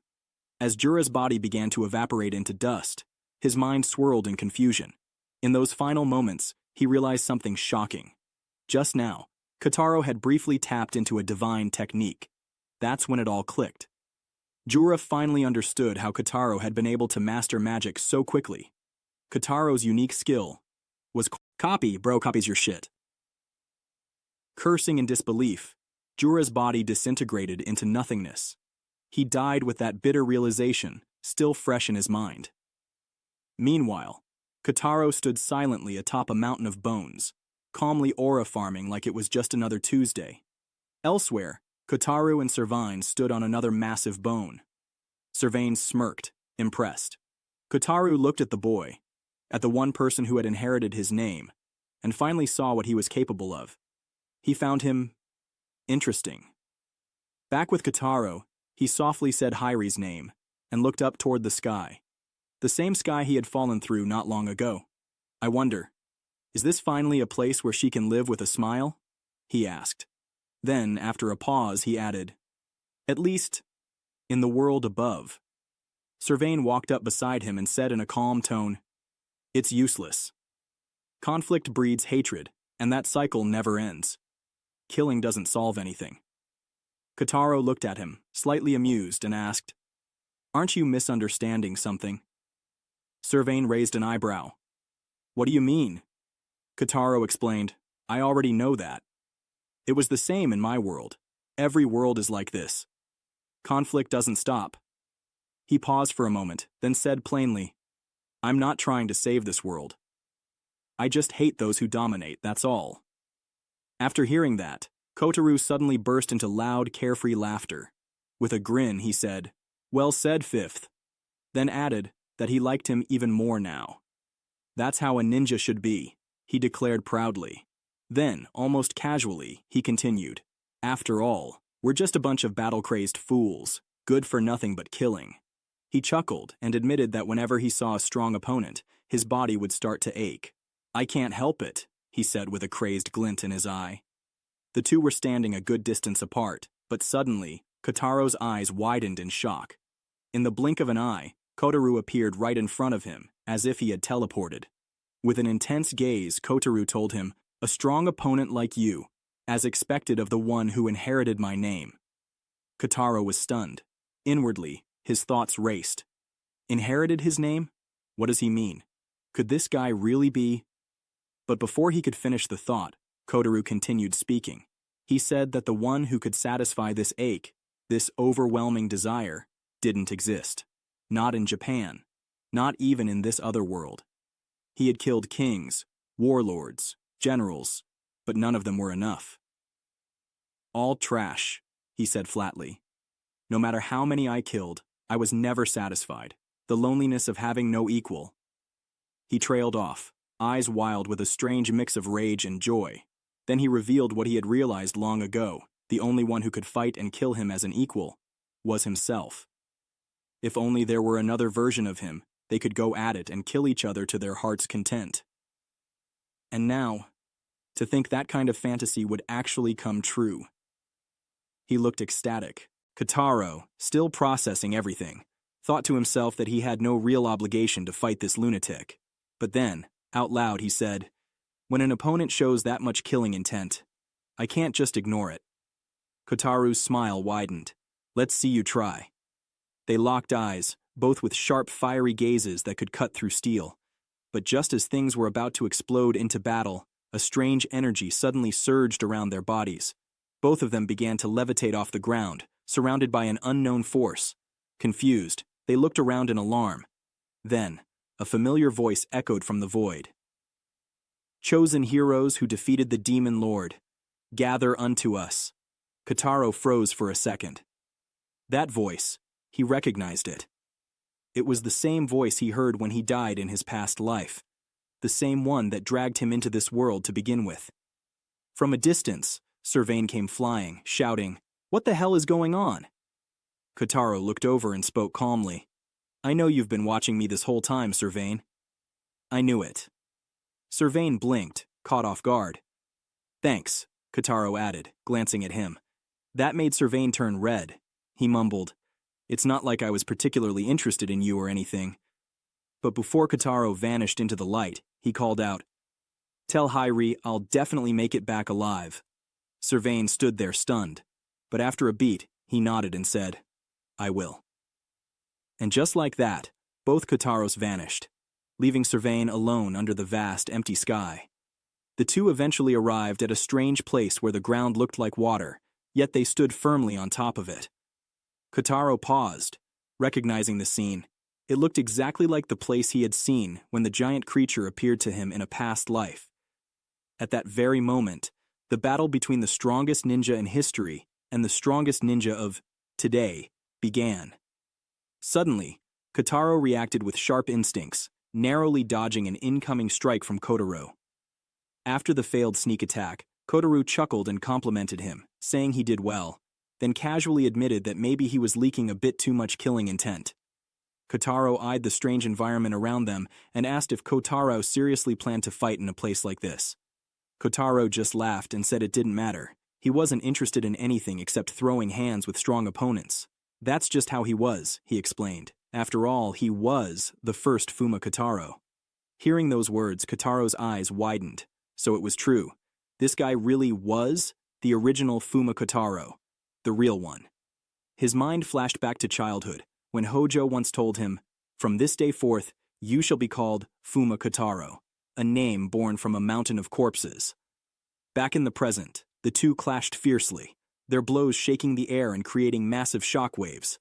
Their movements became a blur, Dragon Ball style, vanishing and reappearing as they collided mid-air, fighting across the sky in every direction. Kotarou grinned wide and called him wonderful, saying he could tell just how much training, how much suffering Kotarou had endured to reach this level, a realm completely unreasonable for ordinary people. Open your eyes, step forward, and push the button. Yes! You see? What a thrill! What a rush! That was you! It was impossible without an exceptionally strong will and body. He said he had waited so long for an opponent like this, someone worthy, someone real. Then he called Kotarou his rival and told him to fight with everything he had. Meanwhile, Kotarou felt something strange deep inside. For some reason, he wanted to test himself. He needed to know if he could actually defeat the real fuuma Kotarou. Their battle grew even more intense, their flames lighting up the sky as they went all out. Kotarou was thrilled. His soul was hyped, ready to unleash his full power. He shouted for Kotarou to make his blood boil and his flesh dance. Then, a brief flashback hit. In a battlefield filled with the dead, a single baby survived, his eyes locked with a cold, menacing glare. You want no smoke with this baby. That baby was the original Kotarou, cursed from the moment of birth. He had crawled out from under heaps of corpses, surviving by eating them. Yeah, that's how wild his life started. Fast forward to another battlefield, one consumed by fire. A man was burning alive, screaming in agony, staring at that same kid and yelling in disbelief. "What the hell is this kid?" He called him a monster. Kotarou stood amidst the raging fire, his figure looking menacing against the flames. A wide grin stretched across his face as he wondered whether this power of his was a curse. Before he could sink further into thought, several ninjas appeared nearby, calling out to him and demanding to know what kind of Rupa he was.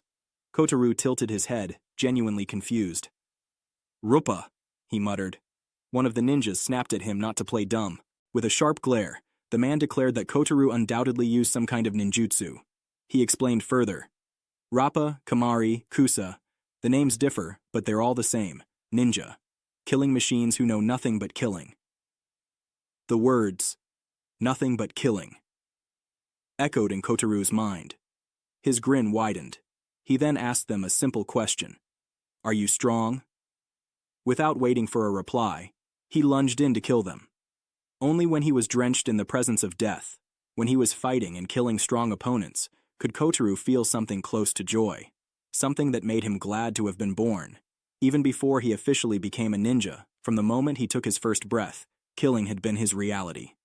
That's just who he was. Back in the present, his fight with Kotarou escalated. Both of their protective shells, Kotarou's blood shell and Kotarou's own defense, shattered under the pressure of their attacks. Kotarou beamed with joy and shouted out how incredible the firepower was. He then said he'd show Kotarou another technique. Kotarou, reading the moment, looked like he was about to unleash something too, but before either could act, a sudden blinding light burst from the sky and struck down between them, confusing both warriors. As the light began to fade, a silhouette emerged from within it. Kotarou narrowed his eyes. He recognized the person. The newcomer looked around, equally baffled. "Where the hell am I? What the heck is going on? He asked out loud. This was the reincarnator known as Cannibaliscan. But it wasn't over yet. 3 more lights streaked down from the sky, landing in different spots around them. Just like before, the glow faded, revealing new figures. The first was a woman shining with holy energy. Her voice rang clear as she declared, "God guides me once more." It was Reincarnator Jeanne d'Arc. The second was a floating, caped creature, or man. His full body couldn't be seen, only what he allowed to show. He hovered calmly in place. This one was Reincarnator Leifthraseer. The third was different. He stuck his tongue out the moment he appeared and looked around with a smirk. "What is this place?" he said before mocking. "Everyone here looks like weaklings." His name was Ragnar Lodbrok. Kotarou took it all in. One after another, new warriors appeared, each clearly powerful. He quickly pieced it together. These people were all reincarnators. But even that wasn't the end. Numerous lights rained down from the sky, landing across the entire battlefield. Just like before, figures emerged from each one. Inwardly, Kotarou felt a chill. The energy he sensed from these people wasn't normal. Every single presence around him was overwhelming. None of them were ordinary. Ragnar laughed. Well, more little newbies are dropping in," he said, looking around. Then he added with a smirk, "So what's this? Is whoever brought us here planning a damn party?" Jeanne scoffed as she looked around at the newly arrived reincarnators. She said that aside from her, the rest of these nasty newbies were useless. With a hint of irritation, she questioned what God was thinking. After all, one apostle like her should be more than enough. Green Boy stood silent, offering no comment. Same with May, but the bug wrapped around May's body couldn't stay quiet. It snickered and said, "Look at all this tasty-looking meat," then asked her if she agreed. Suddenly, Kotarou spoke up. His voice echoed across the area as he called all of them intruders for interrupting what he described as his best death match ever. But before anyone could respond, the entire place started to shake. Kotarou looked around, confused. The shaking didn't stop. It got stronger. Everyone felt it. And then, from the ground, grotesque tentacles made of twisted, screaming faces burst upward, grabbing several people and lifting them high into the air. Strangely, no one panicked. But then, boom, an even bigger tentacle shot out, towering over them all. At the tip of it, a dark black hole opened, and within it, something resembling fire began to swirl. Kotarou's eyes widened. He had seen this exact thing before, at the moment of his death. It was the creature that had brought them all to this world. The massive entity spoke in a voice that seemed to echo through existence itself. It called them heroes who slaughtered the demon kin, and congratulated them on what it described as a wonderful battle. It admitted that while it had expected such cruel and tyrannical beings to kill the demon lord, it didn't think they would do it that fast. So, it had decided to bring them all here to let them have a little more fun. The creature continued. More blood is still needed, for the gods, and for this great god tree. It explained that this place they were standing on was the root of the world, beneath Yggdrasil itself, the trunk that binds the realms, the base from which the branches of countless worlds sprout. All the blood spilled across those worlds eventually converged here, and it was through that blood that existence was sustained. Thanks to the reincarnators, plenty of blood had flowed, but not nearly enough. "I want more blood," the creature said with almost gleeful hunger. However, it added that simply letting them go wild wouldn't be interesting. Even among cruel beings like them, it knew that some had formed bonds through their experiences in reincarnated lives. Then came the ultimatum. The worlds they had reincarnated into would collapse should they die here. "So," the being declared, "if you don't wish to lose everything, then kill. Survive. Spill the most blood, and for the one who does, any wish shall be granted." Just then, the space around them began to shimmer as everyone was pulled once again into beams of bright light. Teleportation.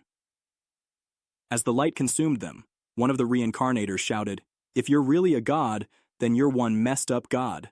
Another one just grinned and muttered, "A wish, huh?" Eyes gleaming, he thought of gaining something like a verbal reality manipulation skill. That kind of power would make everything worth it. Meanwhile, Kotarou felt his body beginning to shift with the light. Inwardly, his thoughts turned grim. He realized that if he died here, all the friends he had made in this world would die too. While everyone was being teleported away, one of them couldn't help but laugh, saying that gods really were a joke no matter where they came from. Still, he admitted this lineup looked like it could be fun. somewhere in a massive, unfamiliar land, a flash of light faded, and Jean appeared. She glanced around at her new surroundings. This was the 16th layer world, known as Grisfire, a realm engulfed in an endlessly expanding forest. Jean wasn't going to be alone here. Not for long. 3 others had also been transported nearby, all landing at different spots around her, each of them on edge and ready to throw hands. Jean stood still and eyed them from a distance. Inwardly, she thought to herself that gods didn't need apostles. They only needed her. Meanwhile, in another corner of existence, a beam of light descended onto a barren land. When the light faded, Kotarou stood there, taking in the view.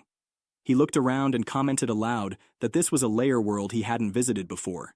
It was the 32nd layer world, Batiwarth, a world where vast, empty land stretched endlessly in every direction. Kotarou stared out across the open terrain and casually said that this place was perfect for a fight. As he side-eyed behind him, sensing something, someone landed there with a thud. The man took one look at Kotarou and, with a grin, asked if he happened to be a ninja, because he could kinda tell by the vibe. This man was none other than Reincarnator Ishikawa Gomen. He introduced himself with flair, asking Kotarou if they could have a little duel. Gomen claimed he used to be a rogue ninja from Iga and proudly described himself as everyone's favorite master thief, the one and only great Ishikawa Gomen. And just like that, the battle was on. Dragon Ball style. Fists were flying, punches were connecting all over the place, and Gomen's suspicions were confirmed. The guy he was fighting was definitely a ninja, no doubt about it, judging by those slick moves. Both of them activated their bloodshell techniques. Kotarou cracked a wide grin and admitted, "This might actually be fun." Gomen clearly agreed. Hyped up, he slammed his fist into the ground, sending cracks spidering across the terrain. Kotarou raised an eyebrow, confused, until flames burst up from beneath him. Gomen had used a ninjutsu technique called Hibari Fire Needle, sending jets of fire erupting from the ground. Kotarou narrowly dodged by leaping into the air. Mid-air, he noted that Gomen had somehow pulled magma up from beneath the surface. But when he glanced back down at where Gomen had just stood, the guy was gone. In a flash, Gomen appeared behind Kotarou. But Kotarou noticed just in time. A loud explosion followed as he raised his guard to block it. Gomen chuckled and told him he was pretty good. With a wide smile, he revealed his unique skill. Expression, mind reading. He could literally read what his opponent was thinking just by looking at their face. But Kotarou's movements were lightning fast. So fast that Gomen couldn't even react in time. Before he knew it, Kotarou had already dodged. Still grinning, Gomen called out to him, asking him to reveal his unique skill too. Wouldn't it be more fun if they both laid their cards on the table before trying to kill each other? He shouted that they should just go all in, lay out all of their cards on the table and have an ultimate death match. After all, they were battle maniacs through and through. Kotarou chuckled at the idea, and then casually said that his unique skill was called Death Sight. His eyes, he explained, could see exactly when any living creature would die. And as for Gomen, he told him straight up, "You'll die in 10 seconds. Gomen didn't even flinch. Still grinning like a madman, he yelled, "Interesting! Let's test that out," and charged at Kotarou, declaring that he would overturn that future with his own 2 hands. Their fight escalated instantly, battling in mid-air, clashing from all directions. Each punch created shockwaves across the open land as they weaved through the sky like a pair of storm gods. Eventually, they pulled back for just a second, both panting but still smiling like lunatics. Gomen laughed and bragged that he was still alive, proudly pointing out that Kotarou's prediction had failed. But mid-laugh, he froze. Suddenly, Gomen's body began to fall apart, splitting into pieces. It turned out Kotarou had already sliced him into multiple chunks with surgical precision, and Gomen hadn't even realized it until it was too late. As his life faded, Gomen managed to tap into his ability one last time. He read Kotarou's mind, and what he heard made his eyes widen. "My name is the first fuuma Kotarou." Realization hit him like a ton of bricks. He laughed again, even while dying, admitting that there was no way he could ever beat that man, the one who created all ninjutsu. I want you to do something else for me. Please press the subscribe button. Come on, give it a try. Can you feel it? The glow of comfort, even in the face of crushing despair, must already be sweeping through your body. Kotarou looked down at him and said his bravado had been somewhat amusing.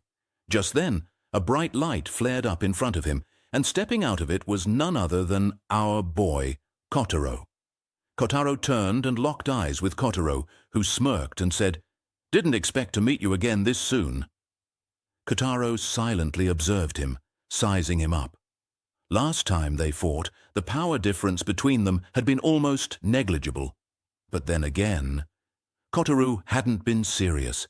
He'd just been having fun. Now things were different. As Kotarou activated his ninjutsu, igniting flames around him, he acknowledged the truth. This man in front of him wasn't just strong. He was the origin. The first Kotarou. The one who had invented ninjutsu itself. Kotarou knew it. The techniques he used, the ones he'd trained so hard to master, were merely imitations of the real thing. He couldn't win as he was now. Not against the original. If he wanted a chance at victory, he would have to grow stronger during this battle. Right now. Kotarou stared at him and roared, "Let's keep going then. Death match isn't over yet. Come at me, Kotarou!" Without hesitation, both of them unleashed their fuuma 12 forbidden arts, Shaka, scorching heat, and Shigurui, death frenzy, and the clash resumed with even greater intensity. The entire realm was swallowed by roaring flames, the fire pouring out from both warriors like a storm of destruction.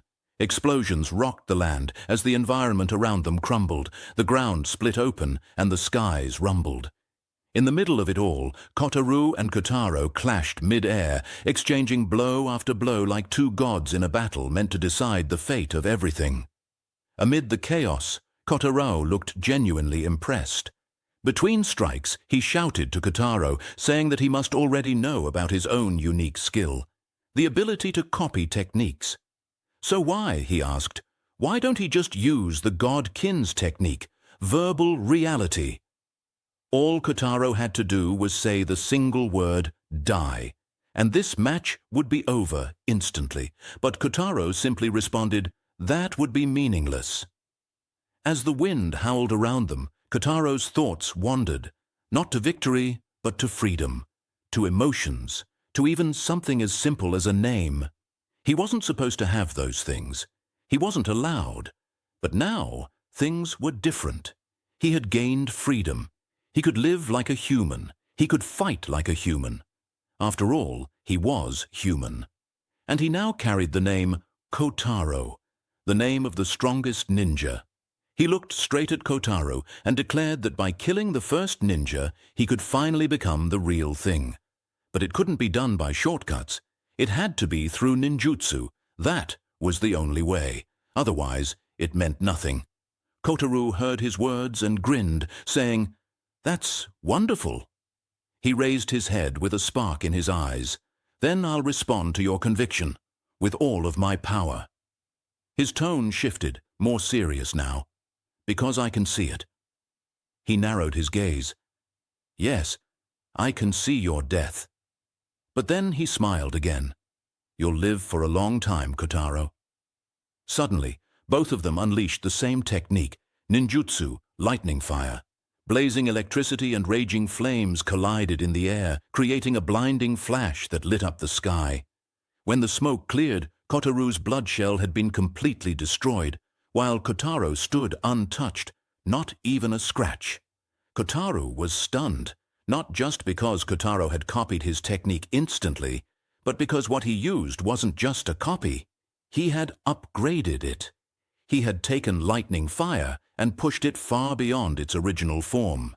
The air trembled with the aftermath of the blast. It was more than just an attack. It was a revelation. Ninjutsu, lightning fire, was one of the root techniques of all ninjutsu. It focused the electrical current running through the body into a single point before releasing it with explosive force. The explosion engulfed everything in blinding light, like a miniature sun detonating in the middle of the battlefield. Amid the fading light, Kotarou confirmed what he had seen. Kotarou's death was still far off. It would come, yes, but only after he had mastered countless techniques and survived countless battles. That future was distant, and it made Kotarou genuinely happy. But his body couldn't hold up anymore. The blast had obliterated him. Only his head remained, barely holding on. And yet even then, he smiled. He said it with pride. That really was the ultimate death match. He looked at Kotarou one last time and added, "You're truly someone worthy of this name." In his final flashback, Kotarou remembered a time when someone had asked for his name. Back then, he had answered that he didn't have one. But over time, people had started calling him fuuma kotarou. Because even though he was small, he had terrifying speed. A demon as swift as the wind, the strongest ninja. Back in the present, as Kotarou's eyes faded, he said softly, "You're the real one now, fuuma kotarou. Are you fuuma kotarou because you're the strongest, or are you the strongest because you're fuuma kotarou?" "Ah, seen." Kotarou smiled faintly and thanked him. Because of Kotarou, he felt like he had truly come back to life. For the first time in a long time, he wasn't just fighting, he was living. Kotarou responded with a calm but heartfelt voice. He said he had finally obtained the things he once thought were forever out of reach. He had been acknowledged by a powerful opponent like Kotarou, had learned many source ninjutsu techniques, and now he would keep getting stronger. Not just for himself, but for the people he must protect. Kotarou listened to those words, wanting to protect, and chuckled softly. "It must be nice for a ninja like that to exist," he murmured.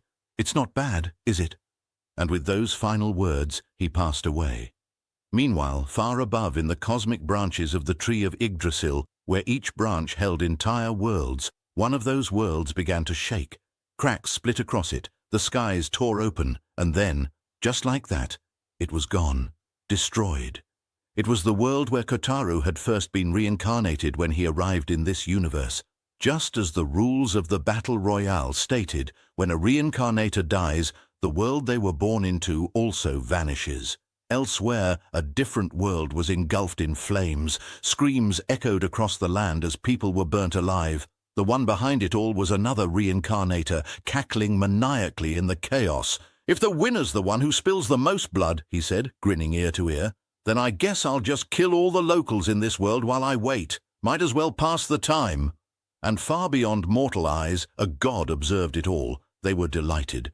"Wonderful," the god said, "just as expected of humans. Let the blood flow freely." "Our revival is near," he said in excitement. Back with Kotarou, he stood silently, aura farming and shit. He reflected to himself that once upon a time, killing had been everything to him. Just blood, war, and silence. He never imagined a day like this would come, where peace, purpose, and even meaning started to slip into his life. Suddenly, a beam of light came crashing down from the sky and landed in front of him. A man emerged from it, giggling like a lunatic. "So you my next opponent?" the guy asked, bouncing with bloodlust. Kotarou barely glanced at him. Calm and cold, he said, "I have no interest in you, and for your own sake, you better not show me any killing intent." The guy snapped, "What did you just say to me?" But he barely had time to blink. In an instant, Kotarou appeared right in front of him. No build-up, no flash, just presence. He grabbed the guy's face like it was a basketball and slammed him into the ground with terrifying force. Boom! Kotarou named the technique ninjutsu, head firework, a source ninjutsu that violently swings the head up and down, compressing the skull until the brain explodes. Messy, brutal, extremely effective. As the nameless guy died, Kotarou casually muttered, "I am fuuma kotarou. Take that name to your grave." I'm fully caught up, and they haven't released a new chapter in 30 days. So, I'll see you all when the next one drops. Let me know what you think about this voice in the comments, and I'll catch you next time. Have a great day.